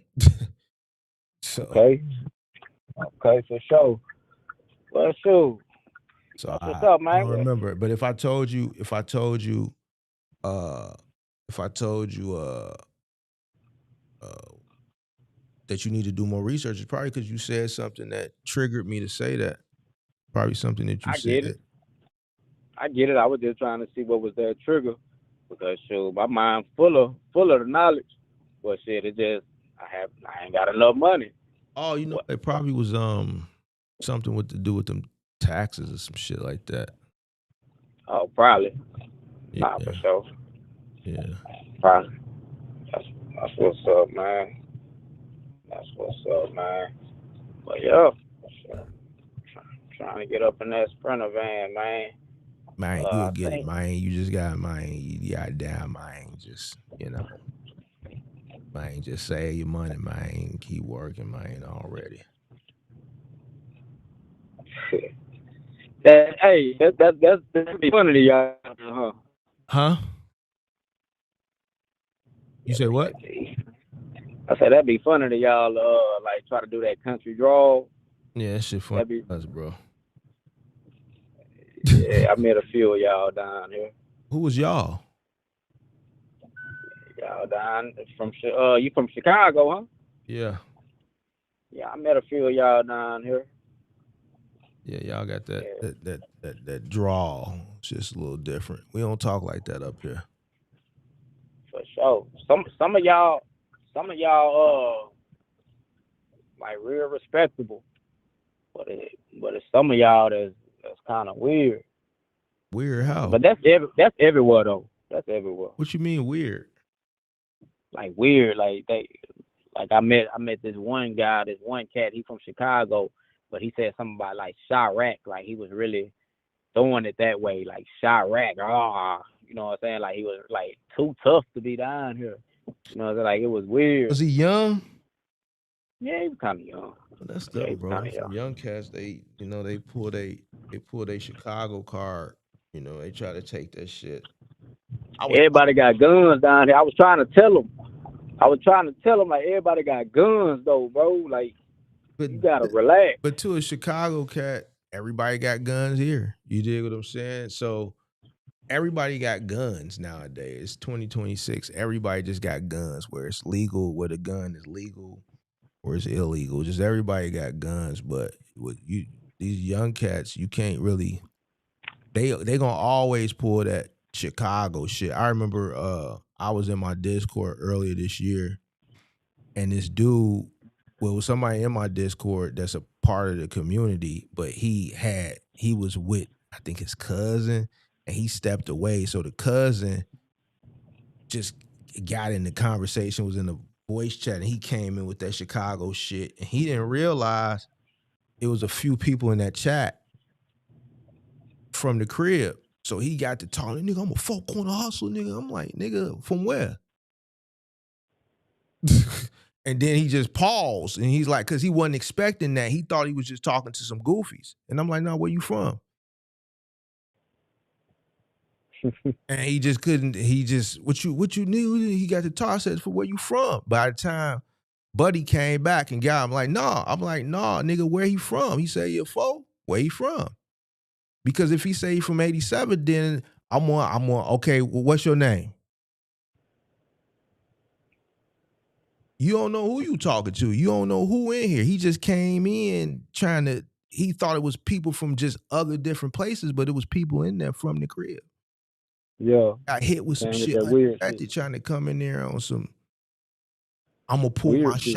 my Chicago car, and there's a bunch of goofies in here from other places, and he didn't realize it was people right in there from the city. You dig what I'm saying? So that's how a lot of these cats they go places and they try to use their Chicago thing because social media, the internet, Trap Laura Ross, and all these guys that do all these the fucking documentaries on Chicago. Everywhere you go, you know, you just automatically, just because you from the crib, they just think you gonna get the demon pass and shit like that. So they try to utilize that shit as a scare tactic. That's dangerous as hell. Anywhere you go, I ain't even just talking about coming down here. Anywhere you go, that's dangerous as hell. Shit, that's like that's like me going to Chicago, going to Chirac. Nigga, I'm from South Park, nigga. Like, don't nobody give a damn. You in Texas today. Yeah, so that's all. They try to pull the and it worked. You know, a lot of places people do that shit at work. Well, that shit work is. And a lot of people scared of motherfuckers from the They crib. probably got to go to the suburbs so it to work. Cause people ain't born there for real. Like I was trying to tell them, like, man, relax. You know what I'm saying? You know, it's a lot of retired tough guys out here. Retired tough guys. Yeah, there's a lot of retired tough guys. You know what I'm saying? Like, relax. Shit, you probably hopped on a plane. You ain't bring your gun with you. Relax. Most of them guys, they ain't got legal guns anyway, so. Shit, so, yeah, it's dangerous. Wherever you go, if you come, it's dangerous for me if I come down there with that type of shit. It's dangerous. It's dangerous to do that. Yeah, it's dangerous, especially when you far away from home. It's just best to just mind your business and. Yeah, to relax for real. But no, ain't nobody really born there unless you from the suburbs and like you, like. Yeah, them shorties from up here, bro. Wherever they go, they pull that shit. They pull that shit because it gets them places. You know, it might not get them places where you saying, in your neighborhood and shit, but a lot of places they go, they get that pass. They get that pass. You know. So. Oh, shit must be nice. They'll use it if they can get away with it. So they'll pull it on you if they can get away with it. Must be nice, man. Must be nice. But, well, sure. Well, you know, yeah, some of y'all, yeah, Chicago got some presentable people and got those. Got those, man. But I met a few presentable and I told them about that, and they was like, they really wasn't even feeling that. They was they really wanted to disown that for real. I mean, that's just the younger generation, bro. Older people don't act like that, bro. We don't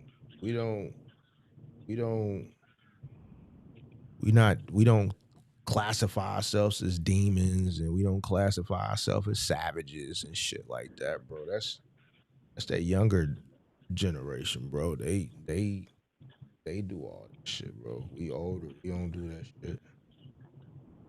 I can see that. Y'all definitely in the rush to catch a body. Yeah, we come in a different. Our generation was more about structure and shit like that, bro. That's some young guys, bro. So.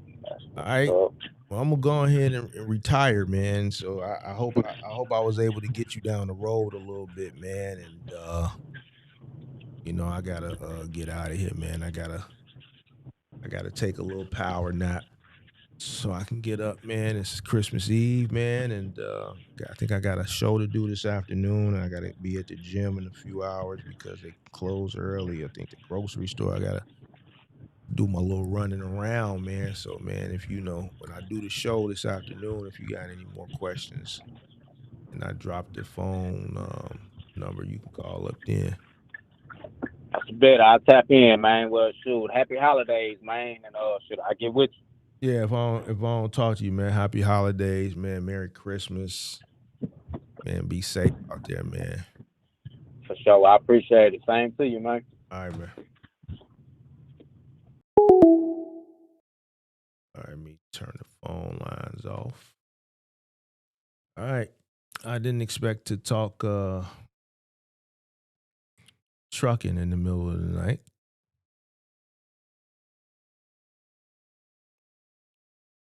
People want to talk trucking. This must be what time is this when all the truckers getting up to do their routes? I see who is this? I see Justin in here. Yeah, this is I didn't overstayed my welcome. I'm supposed to have been gone.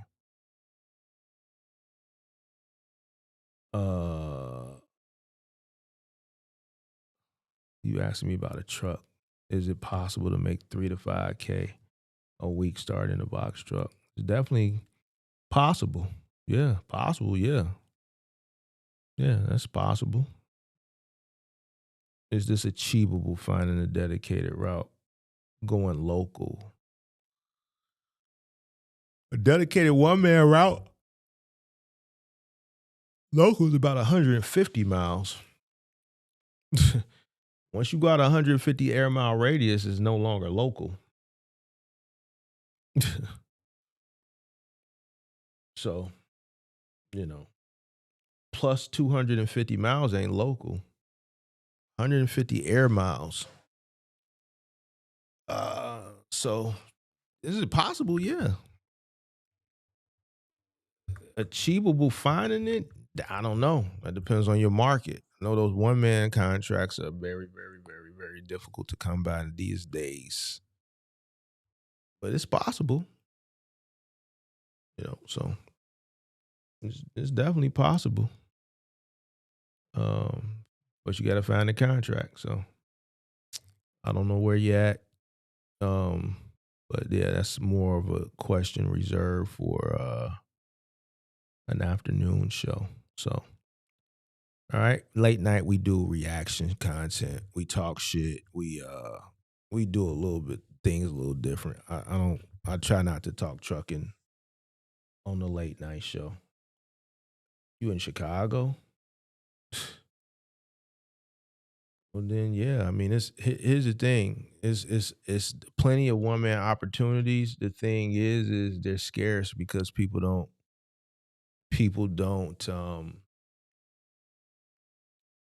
give them up. Like I know people that got one man contracts here and they make 800, 850. I know a few people that got $1,000 contracts. I know a guy that got $1,000 a day contract, one man with R&L. He ain't never letting that contract go.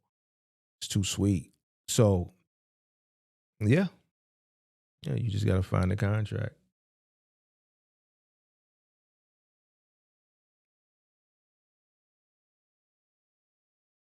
Mark, do you have any public playlists? You like the second person that asked me for a playlist for like my music that I play for the intros. I might do a playlist, public playlist. Where would I post it?